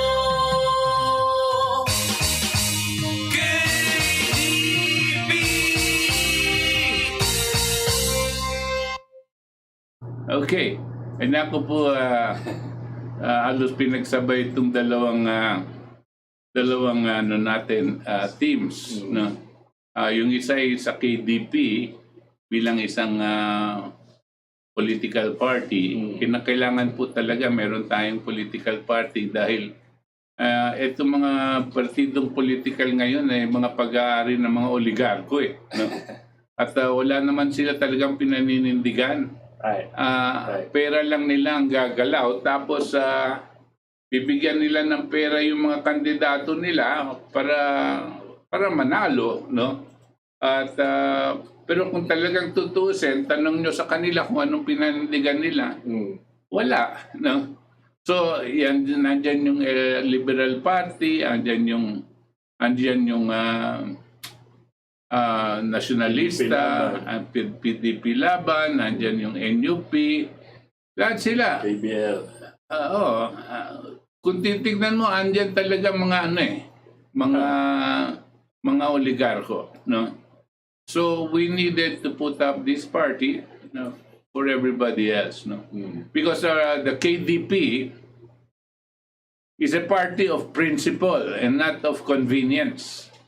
The KDP is a party of ideas and not of personalities, no? Hindi po tayo nag-aatak ng mga artista na ganyan para lang dumami ang sasama sa party mo, no? Kung meron magagaling na artista dyan at maninindigan dito sa ating pinag-uusapan, ba't hindi? No?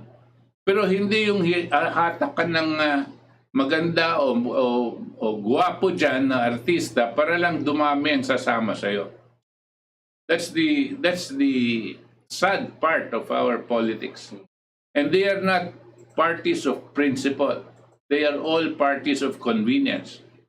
Maski sino ka, basta sumama ka dito, pamparami. Hindi bali kung anong pinaninindigan mo, baliwala sa atin yan. Useless to be thinking about country, basta kasama ka dito, pamparami. Yan ang tawag natin sa convenience, no? Hindi mo na iniisip kung talagang may intention magpahusay ng kinabukasan ng ating bansa itong mga ito. Walang plataforma.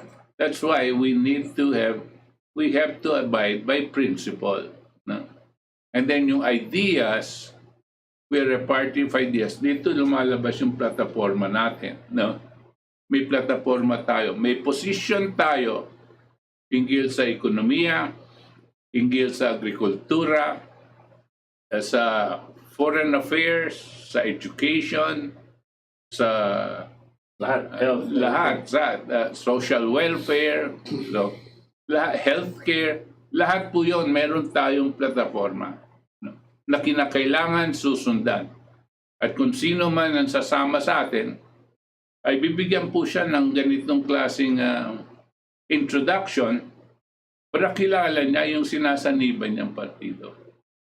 Hindi pa po natin alam kung meron tayong magiging mga kandidato kung darating na eleksyon dahil hindi po natin tinitignan yan. Ang tinitignan po lang natin itong sitwasyon ngayon.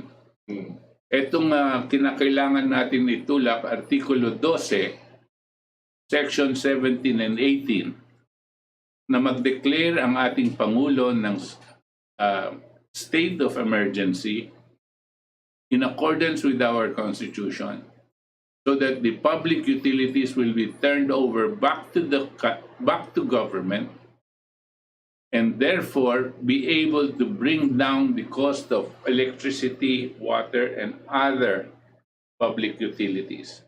Because this is very important for our people. Mabibigyan po sila ng bagong kakayanan, makabili, hindi lang itong ayuda-ayuda, no? Hindi lang yon, but this one gives them that capability to increase their purchasing power. The same thing with businesses. Pag nabawasan mo ang kanilang gastos sa kuryente, magkakaroon sila ng pagkakataon magpahusay ng kanilang mga negosyo at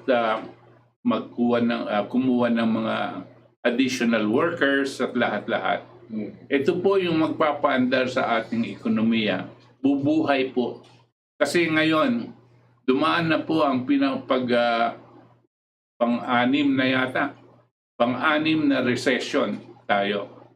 Alam niyo po, sa ekonomiya, pag dalawang magkasunod na recession, that means dalawang quarters na recession, pag dalawang quarters na pabagsak ang ekonomiya, it's called the economic depression.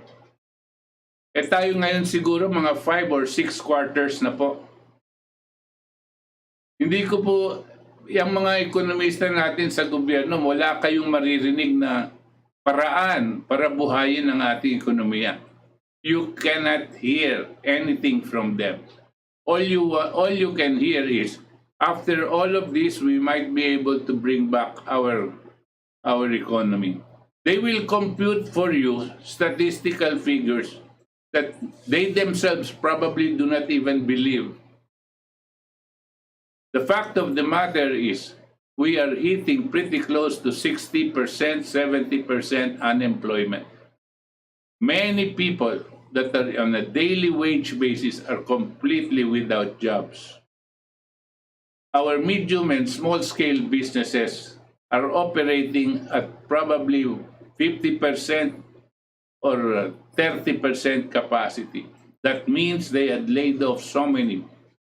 Companies like Philippine Airlines are laying off thousands of people. Hotels have laid off many people working in the hotels. Marami na pong nawawalan ng trabaho. At kung hindi gagalaw ang ating Pangulo hinggil dito sa sinasabi nating Declaration of State of Emergency para maibsan ang kahirapan ng taong bayan, baka magkaroon po tayo ng tinatawag natin peace and order problem. Magkakaroon po tayo ng anarchy and chaos. At tapos, mapipilitan siyang gamitin ang pulis laban sa tao na hindi naman kasalanan ng tao na nawalan sila ng trabaho. Palagi kaming nagtatanong kung bakit ba hindi mapuntiryahan ng ating Pangulo ang napakabigat na problemang idinudulot ng kuryente at tubig. For more than a year, he knows that the biggest financial burden on every Filipino household is electricity and water. And yet he has not lifted a finger to help out our Filipino people. Nothing. Puro epal, puro this, puro that, paglilihit sa issue.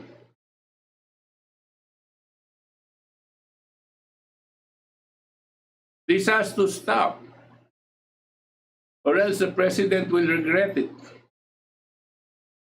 He's talking about a legacy that he wants to leave. The only legacy that it seems he will leave the Filipino people is that they were made to suffer and die in numbers up to now. We do not know how many, because of his policies regarding COVID, vaccination, and the lockdowns. This is not just a health issue. This is an economic issue. And what we are proposing is within the Constitution. We are not proposing to oust the president. He's the only president we have. He has been elected. And so we are asking him to do what he is mandated to do in accordance with the Constitution.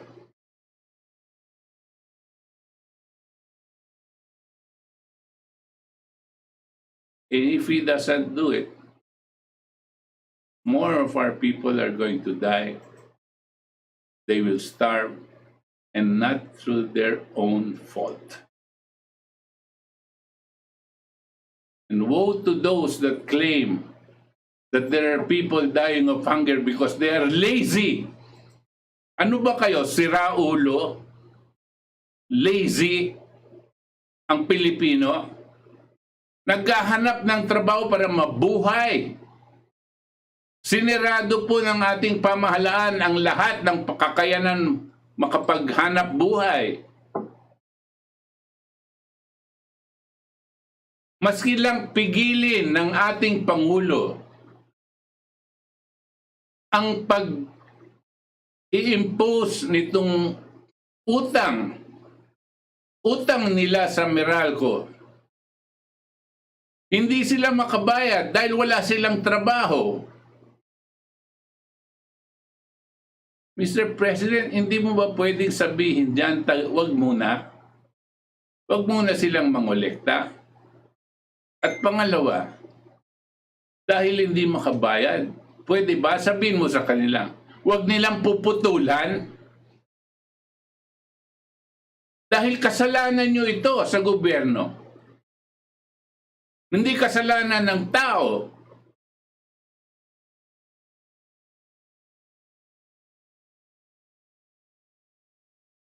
We hope through this small program we have, we're able to articulate what many, many Filipino people feel as of now. We are appealing to the President. The time is running out. He's got to face the bull with the horns. He's got to face it and make that very serious decision. Is he going to protect the oligarchs, or is he going to protect the 100 million Filipino people? Whose side are you in, Mr. President? Okay, so it's time to read our text messages. Again, in the interest of free speech, we will read them as is, but it does not necessarily mean this reflects our own opinions or views. Good PM ka, Butch. Ask ko, magpapabaksin pa ba kayo? Hindi po. I'm Amy of Angela City. Hindi ako magpapabaksin. Naka-ivermectin po kami. Yes. No? Mas naniniwala kami sa ivermectin kaysa sa vaccine. Kasi ang vaccine, marami pong adverse effects. Meron pong mga namamatay. Meron pong problema sa kanilang kalusugan. At mga grabe pang nangyayari. Kanya, hindi po natin susundan yung sinasabi nila. No? Pero yung ivermectin ngayon available na sa Mercury and siguro sa Watson should be available soon. Pero sa Mercury po, 27 pesos a pill. It's already available. So pero kailangan po ng reseta. So I'm sure you can tell your doctor to help you there. Good PM ka, Butch. Itos, mga katipon, hindi na malaman kung ano pang dahilan na sasabihin para laging may lockdown. Sila ang nakapwesto kaya sila masusunod. Maraming lumalabas ng pangontra sa COVID nila pero ayaw pumayag ng mga experts nila. Di ko rin alam kung saan expert yung sinasabi nila. Kaya maghintayin lang tayo ng next election kung matutuloy. Pero maraming tao ang duda dahil kabisado na sila. Sana ka, Butch, makagawa tayo at maglikha ng tapat at mahusay na kapartido. At samahan tayo ng may gawa. Mante Matias. Says Ramiro, if Trump will be back this year, the crisis between Israel and Palestine will be solved. And a lot more other crises. Marisa Season, Melinda left Bill Gates already. Maybe hindi na niya masikmura ang pinagagawa ng asawa niya. And marami daw i-reveal. Bangan natin yon. Marisa Niegos, good evening po. Alfredo Redina, China calls for Security Council action on Gaza while U.S. throws up roadblocks. EIR News Service, China, together with Norway and Tunisia, had attempted to get Security Council meeting on May 14 on the crisis in Palestine. But the U.S. opposed it. Already on May 10th, at the very first emergency UNSC consultation on the situation, the Security Council was ready to issue a statement, but it was stopped by the U.S. saying it wanted to give diplomacy, quote-unquote, time to let things wind down. Yun na nga. Filemon De Vera, good evening, sir, watching from Muntinlupa City. Gloria Siebert, guten Abend, Saritos. Sir Butch, always watching from Germany. Sir Soberano, good evening, Sir Butch, Sir Itos. Ron De La Cruz, Salahadin, yes. Yan, Salahadin. Salahadin. That was during the Crusades of the 10th century. 10 to the 12th century. Joey, Lola, Baba, 7 Arab countries. Arok Alip, magandang gabi po mga sirs. Mr. Exit, good evening mga sirs. Could there be something why this couple, Bill and Melinda Gates, announced lately that they're getting divorced, Sir Butch? Or it could be related to the trillions of money they will have. Could be. Could be. Maraming nagsasabing, it is a great divorce. You know, I don't really care whether they stay together or they divorce. As far as I'm concerned, they're two evil people. Yeah.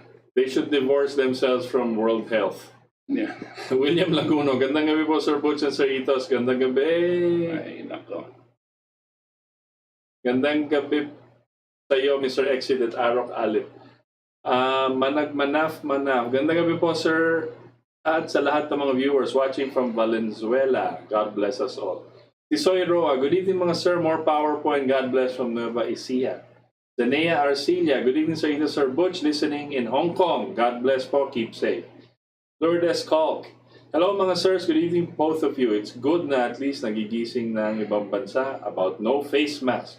Makahinga nga naman tayo ng maayos. Organic way of breathing, freshly, earthly. From Accra City, West Africa. God bless all of us. Marmalade Pie, anti-vax. As Dr. Shiva said, fight for truth, freedom, health, watching from Canada. Josie Velasquez, good evening Professor Butch and Sir Itos, mabuhay po kayong lahat. Raf XB, good evening Chairman Butch and Sir Itos, mabuhay ang KDP. Mayet Fuentes, mabuhay po kayo. John Cyril Onato, good evening Sir Butch, Sir Itos at sa inyong lahat na nandito sa KDP. Pwede ba si former US President Trump maraming nagawa para ikabubuti? Di gaya nila Obama, Biden at Clinton. Pati mga demon craps. Party list, palpak at kabobohan. Noon si Panot Abnoy, lapdog kay Obama. Ngayon si PRRD, lapdog kay Winnie the Pooh. A.K.A. Xi Jinping. Mga sirs, kaya nga idol ni so-called the hero, A.K.A. Duque, si Dr. Fauci. Pareho sila mga gago mag-isip. Tama yon. Melchor Herminio, good evening Sir Butch and Itos. Sir Itos, tama po kayo Sir Itos.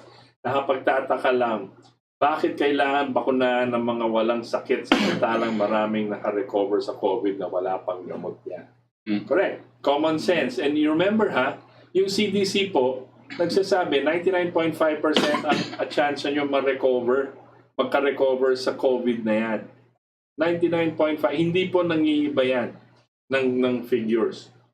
So without a vaccine, without others, normal rest lang, tsaka vitamin C, makaka-recover. Parang flu lang.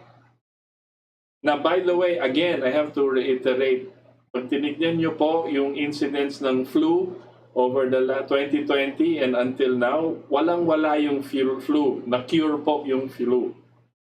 Yung flu na nakakapatay ng 75,000 people in the Philippines in 2019. Pero ngayon wala. Zero. Okay? Cesar Velasco, good evening po mga sir. Mabuhay ang KDP. Jake Coretana, good evening ka Butch. Dexter Ediong, Sir Butch and Sir Ito, since the deep state are very delayed with their plan and the legitimacy of President Biden is nearing to be uncovered by audit in Arizona, they are in a hurry to implement the Great Reset. You're right. That's what seems to be happening. And the Great Reset, they will create chaos and war and bioterror, everything. Marisa Buya, watching from Hong Kong po, mabuhay. Missy Isnain, hi po. Joe Bederio, magandang gabi po Sir Butch, Sir Itos, na mabuhay kayo. God bless po sa inyo, watching from the MAM, KSA, Kingdom Saudi Arabia. Bederio Candido Salito, magandang gabi po sa inyo Sir Butch, Sir Itos, mabuhay po kayo. God bless po sa inyong dalawa, watching from KSA. Hilaria Sarte, good evening sirs. Hope your channel will last 100 years. This only we can rely on the truth. 100 years ka pa, Chairman. Di pa tapos yung laban. Irene Ortuoste, live watching, very informative. Virginia Malonzo, good evening po Sir Butch, Sir Itos. Jose Lavin, good evening Sir Butch and Itos. Wilfredo Peñano, good evening ko sa magtatay. Good evening po sa magtatay, mabuhay po. Thank you guys. Ace Rodavlas. Good evening, Sir Butch, Itos, and all to viewers. Mabuhay po kayong lahat. Huwag po tayo magtiwala sa WHO, nililito at nagpapadama lang ng mga yan. Kunwari, concerned sila sa buhay ng tao, pero may hidden agenda ang mga yan. Obvious na. Pindoy, pati yata DOH may hidden agenda. Hindi na hidden. Pindoy, ang pamilyang Rothschild ay pinakamayamang hudyong pamilya sa buong mundo. Kinokontrol nila lahat na halos kalahati ng pera sa sirkulasyon ng mundo sa mahabang panahon. NWO, the Corona Crisis. New World Order. Yeah, New World Order, the Corona Crisis, the Rothschilds, Bill Gates, the search for scapegoat has begun. Regalado Garcia, socialist kasi si Biden pero baka within this year matanggal na siya. Pag mapatunayan yung dayan sa eleksyon nila. Nagkapera lang mga pharma sangkot si Fauci sa pandemic. Baka daw 3 years lang daw mga vaccination. Which hell organization? Kasama yung mga big pharma na funded ng mga globalist cabal na satanist.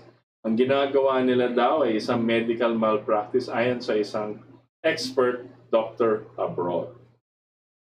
Anacela Washington, Watson, sorry. Kamukha ni Mother Teresa si Fauci. Anak kaya ni Fauci. I think we are deeply deceived sa mga itong demonyo na to. Nadenggoy ang humanity. Isay Ariel, good evening, Sir Butch and Sir Itis. I believe in your analysis on what's happening to the world. President Biden is also a lapdog of the powerful few. Very disturbing. Bill Bates has left his cut yung message. Marlon Jeronimo, good evening mga katipon. Alan Kutangko, gandang gabi. Digna Quintayo, good evening po sa inyong dalawa. Lason po, laman ng bakuna. Teresita De Leon, good evening po. Paano po kaya natin ma-inform ang nakakarami na huwag magpabakuna? Delikado, concerned citizen po. Salamat naman po at hindi ako naniniwala sa vaccine. Aware po ba kayo dun sa mga lawyers na magsasampa ng kaso sa Germany? Paki-update lang po. I don't know yet. Yeah, nabalitaan ko din yan, nabasa ko din yan. There's a group of lawyers that are filing a class suit, I think, against the vaccine makers. Manufacturers. Yeah. Wow. Yeah. For what? For those? Yeah. Wow. That's landmark. Sundan natin yan. Jerry Chua, WHO should allow deceased to be autopsied so pathologists or specialists could find out what really cause of death and find out solutions. Why does WHO fear this? Alam nyo po, dito, tingnan nyo po, lahat ng mga mauhospital, hinihingian po sila ng waiver. Either yung pasyente or yung pamilya. Pag ipapasok nyo po yung kamag-anak nyo sa ospital, hihingan kayo ng waiver ng ospital. At ang sasabihin, pag pinasok na siya doon, at kung mamatay siya, hindi nyo na makikita yung kamag-anak nyo. Right. At sasign ka ng waiver na hindi mo pipilitin na makita yung kamag-anak mo bago nila sunugin. No? Alam natin na nagmamadali sila agad sunugin ang mga namamatay dahil ayaw na ayaw nila ng autopsy. Kasi mabibisto sila na baka hindi man dapat namatay, sila ang pumatay. Yep. Alam nyo po, ang protocol pag nandyan, sila na ang may control sa'yo. Kung ano-ano ang isasaksak sa lalamunan mo. Yeah. Meron silang sinasaksak na ang tawag dito, intubation. No? Itutulak nila yung tubo hanggang doon sa iyong baga. No? Yun lang mismo, pwede ka nang mamatay. No? Pwede kang ma-heart attack dahil doon. Because that is very stressful. And then when they do that, and you die, they will say you died of a heart attack. They will not say that you died because of the intubation. No? Ganyan po yung mga hospital. Yan ang protocol na ginawang procedure ng Department of Health na etong si Duque. Bakit takot na takot si Duque sa autopsy? Kasi dun sa Dengvaxia, no, na-autopsy yung mga bata at nakita na namatay sila dahil dito sa bakuna na ipinilit ng Department of Health sa mga bata, no? Yan sila Garin. Pati na din si Duque. Kasi siya ang kasama sa importation ng Dengvaxiang yan. Hindi may kaso nga, di ba? May kaso sila. So that's the whole thing. The other thing also, Jerry, and the others who are watching here, meron kaming relative na nagpa-testing siya. Lumabas positive. So ngayon, umuwi siya, sabi niya sa mga family niya, kailangan magpa-testing kayo kasi positive ako. Sa trabaho niya po ang testing. Pag-uwi, nagpa-testing sila. Lahat sila negative. Pati siya negative. So within the same day, so sabi niya, isa positive, pag-uwi ko, nagpa-testing kami ng pamilya ko, lahat negative. Tapos, nagpa-testing ulit siya, isa pa. Para sigurado, negative ulit. Negative naman. No. Pag-uwi niya, testing ulit siya, negative. So positive, negative. And then she had one more test. Yeah. After that, negative na naman. So ngayon, nilalaban niya. Sabi niya, ano ba to? Pero it shows. Remember po, sabi ng WHO, inamin po nila nung na-inaugurate itong lokong si Biden, sa kanila inamin ng WHO na ang PCR test na yan ay hindi po accurate. Hindi po totoo either man-negative ka o positive ka na talaga may sakit ka. Lalo na pag wala kang symptoms. So it's very dubious ba? Well, di na kami naniniwala sa ganyan eh. Okay? Because isang araw nagka-positive ka tapos same day negative 2 beses. Ano ba? Sinong lokohan na to eh? So, Wally Bustamante, good PM mga sir, mga panukala po si Concepcion. May panungala po si Concepcion na ang pwedeng pumasok sa mga kainan sa mall at mga class ay kailangan na ayun na bakunahan na. Hindi po maganda yon. Salamat po. Correct. Talaga. Alam mo yan si Concepcion, kasama yan dito sa mga malalaking negosyante. Yes. Na nag-import ng mga vaccines. No? Kanya tinutulak nila na magamit yung mga vaccine nila para makakumita sila. Yes. Yan si Rason, isang oligarko, yan, kasama din yan sa mga importation ng mga vaccine. Meron pang mga iba, nakatago lang, ayaw nilang pahalata. Right. Na yung mga oligarkong yan ang talagang nagpopondo ng pag-import ng vaccines. Right. So they will force government. Paano nila sa gobyerno, kailangan mandate nyo, kailangan force lahat ng vaccines para kumita rin sila. Pati na nga nasa gobyerno, may lagay sila. May cut sila. So, lahat sila. Teresita Salazar, fear and lies are their tools. Ronaldo Reyes, good evening, sirs. If you get COVID vaccine, does it mean you already positive from coronavirus? No. Doesn't mean you're positive, but you can still get coronavirus. Even if you're vaccinated, you can still get COVID. So unlike polio and what do you call that? Smallpox. Pag nabakuna ka na, hindi ka na dapat magkaka-polio or smallpox. Pero itong vaccine ng COVID, kahit nabakuna ka na, pwede ka pa rin magka-COVID. Hindi lang sabi na, pero hindi lang daw magiging malala. So, parang pa nagbakuna tayo, di ba? But you become a carrier. Yeah, well, that's the theory. Glenn Buwan, Bill Gates is also promoting GMO, golden rice in India and Philippines. Luis Gerald, our health sector system is already robbed. This must be changed. Not only that, but our government too. Tongreso, Kengkoy Resista, Senatong, Let Senador, Gatasang Bastusang Pambansa, Malacan niyang kanya, Abogago, House of Representatives, Kagawaran ng Kamatayan, Manggagatas, Diligencia. Nick Borromeo, good evening, Sir Ito, Sir Butch. Sam Francisco, Bill Gates is an atheist. Bill serves through vaccine will cause to depopulate the world. Sabi ng Bible sa Revelation that 1/4 of the world will perish through famine, sword, and pestilence. Vaccine is part of COVID pestilence.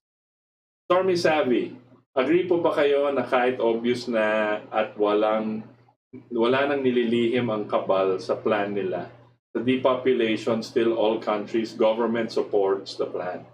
Si Satan lang makakadeceive at makakagawa nun, di ba? Tama.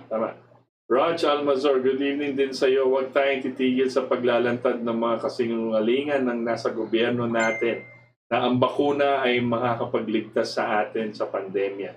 Panahon na para sawatayan ang kanilang mga kahiyupang ginagawa. Rick King, conspiracy, patay na founder till now, kalat pa kayo. Patay na founder till now, kalat. Okay, don't understand. Daisy Marino Lin, mga sir, naka-red alert ang Taipei City ngayon kasi tumaas daw ang COVID. Bukas walang pasok ang school. Well, Rise and Shine, ang DOH spokesperson mismo nagsabi kahit nabakunahan na maaari pa rin mahawa at makahawa ng COVID. So what's the point of having a vaccine? Exactly. That's what we're saying. Ni Ina Susan, ang lalim at very informative topic. Good evening po from Japan. Thank you po sa inyong efforts. Arlene Kayabiab, good evening po sa lahat. Watching from Taipei. Dito naman kung kailan may vaccine, biglang tumaas ang cases. Yun ang sinasabi namin na the incidence of cases after you're tested, after getting a vaccine, sabay pong taas. Same thing with tumataas po yung new cases, tumataas din yung nababaksin. Right. Ibig sabihin, yung mga nakabaksin, baka meron silang nahahawa na iba at kaya tumataas yung... Or sila pa rin. Hindi sila protektado. Yeah, oh. So sila pa rin, same. Because they're also tested. Requirement kasi ngayon yung mga tests. But again, everything is malabo because those tests are not accurate. Alfredo Segundo, Sir Butch and Itos, may be at this early, I suggest that a group of lawyers nakatsa. Shirley Daganan, a big no to vaccine. Ao Garcia, good evening po sa inyo watching from Marikina. Angel Family, magandang gabi po Katipunan to Sir Butch and Sir Itos. Noel Yuichi, KDP Mabuhay. Portia Reantaso, gandang gabi po sa inyo lahat. Roland Salvador, talagang mamamatay tao ang mga kabalerns. Ano yan? Mamamatay killers. Mamamatay tao ang mga kabalerns. Paulo Kellogg, Dr. Johan Dennis, all vaccines are dangerous. It will modify your DNA, make you infertile, unstable immune system. It will make you more susceptible to cancer. Thank you. Yung jet ski, joke lang yun. Tangan lang naniniwala doon. May isa akong botante na naniniwala doon, kaya joke lang din ang pagkapangulo niya. Hoy, papel lang din pagka-leader niya. Alfredo Segundo, Sir Butch and Itas, I suggest a panel of lawyers may be now organized at this early to question the proposed mandatory vaccine after the same shall have been approved. Sana. Mercy Mechner, good evening po sa inyo po dyan, watching from Germany. Thor Lightning, good evening Sir Butch, Sir Itos. Valdes, mabuhay po kayo tayong kontra sa mga bakulam dahil kaisa niyo po kami laban sa mga taong nilukkuban ng kadiliman ng mga pag-iisip at nagpagamit sa napauto sa Judas. Jesse Cancino, hindi ho kayang banggain ni Duterte ang New World Order. Nakita na ni Duterte kung gaano kabigat ang kakalabanin niya sa madaling salita. Takot si Duterte. Naduwag na si Digong. Dora Vega, good evening po mga sirs. Mabuhay ang KDP. Jet Gonzalez, mabuhay ang KDP. Thank you Prof. Butch and the rest of the KDP team there and Roxanne sa pagtulong at pagsama sa ating worldwide demonstration. Yan si Jet. Congratulations, Jet. Isabella K. and family watching from Germany. Yung pagkakaintindi ko naman sa vaccine na yan is para ma-prevent, although it's not a guarantee na hindi ka mahahawaan if nag-avail ka ng vaccine. I myself already had my first dose and my mother-in-law had her doses. We are all doing fine. Okay. Well, we hope so. Yeah, we hope so. And we pray. Leonid Samuel, hindi po mawawala ang face mask at peste shield dahil kasi marami pang stock ang mga unggoy. Yoli Hermoso, kalokohan iyang divorce ng mga mag-asawang Gates. Iisang puno lang ang kasamaan yan. Nag-branch out lang para mabilis ang agenda nila ng depopulation. Kukuhan lang yan ng symphony sa mga babae, si Melinda. Romeo Cardama, Lamos de Cardama.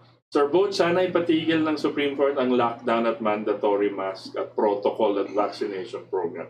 Kailangan kumilos na ang mga Supreme Court bago pa mahuli at ang lahat. Ernesto Kaliwan, good evening. May katapusan po ang kasamaan ni Satanas at mga taong masasama ayon sa Biblia. Jose Perez Oco IV, mga sirs, idols, kamusta from UAE? Tayo lang po yung divorce ng dalawang demonyong yan, si Bill at Melinda. Baka para sa mga nag-ahabol ng mga namatay sa vaccine dahil hindi sila babayad ng malaki. Dorsey Lindsay, why? And drama lang yan ni Gates. Keep safe, magtatay. And also to your viewers, greetings from Germany. Keep us informing. Johnny Diaz, is there a leader in the world willing to stand against the Great Reset or One World Agenda? There is. Donald Trump. Donald Trump. Remy Montemayor, magandang gabi po, Sir Butch, Kuya Itos. Hi, Remy. Thor Rod, sino po ba ang third party patunayan ng numbers na COVID cases? Sino po ba ang third party para mapatunayan ang numbers sa COVID new cases ng DOH? Wala. Meron Mr. Okta ba yun? The Okta Research is paid by paid by DOH. certain, not DOH but certain it's connected to Angel Femelen, tama, totoo po Sir Butch na may racket sa ospital. Ang mahal ng singil, almost 800 million ang singil na pasyente at kamag-anak. Yun na nga, yung sinasabi ko it's this whole PhilHealth thing is already a big problem na may hearing sa Congress. Malaki po yung inungkat nilang mga problema. Tapos dinagdagan pa rin. Okay, hanggang dyan na lang po tayo sa ngalan po ng ating mga katipon dito sa ating katipunan at sa magagaling na staff ng DZXL Radio Mo Nationwide. Kami po ay pansamantalang nagpapaalam at nagpapasalamat na sinamahan niyo kami ngayon, ang Ora de Peligro ng ating bayan at ng buong mundo dito po sa ating katipunan. Hanggang sa linggo po muli mga katipon, 7 to 9 p.m. Magandang gabi po sa inyong lahat.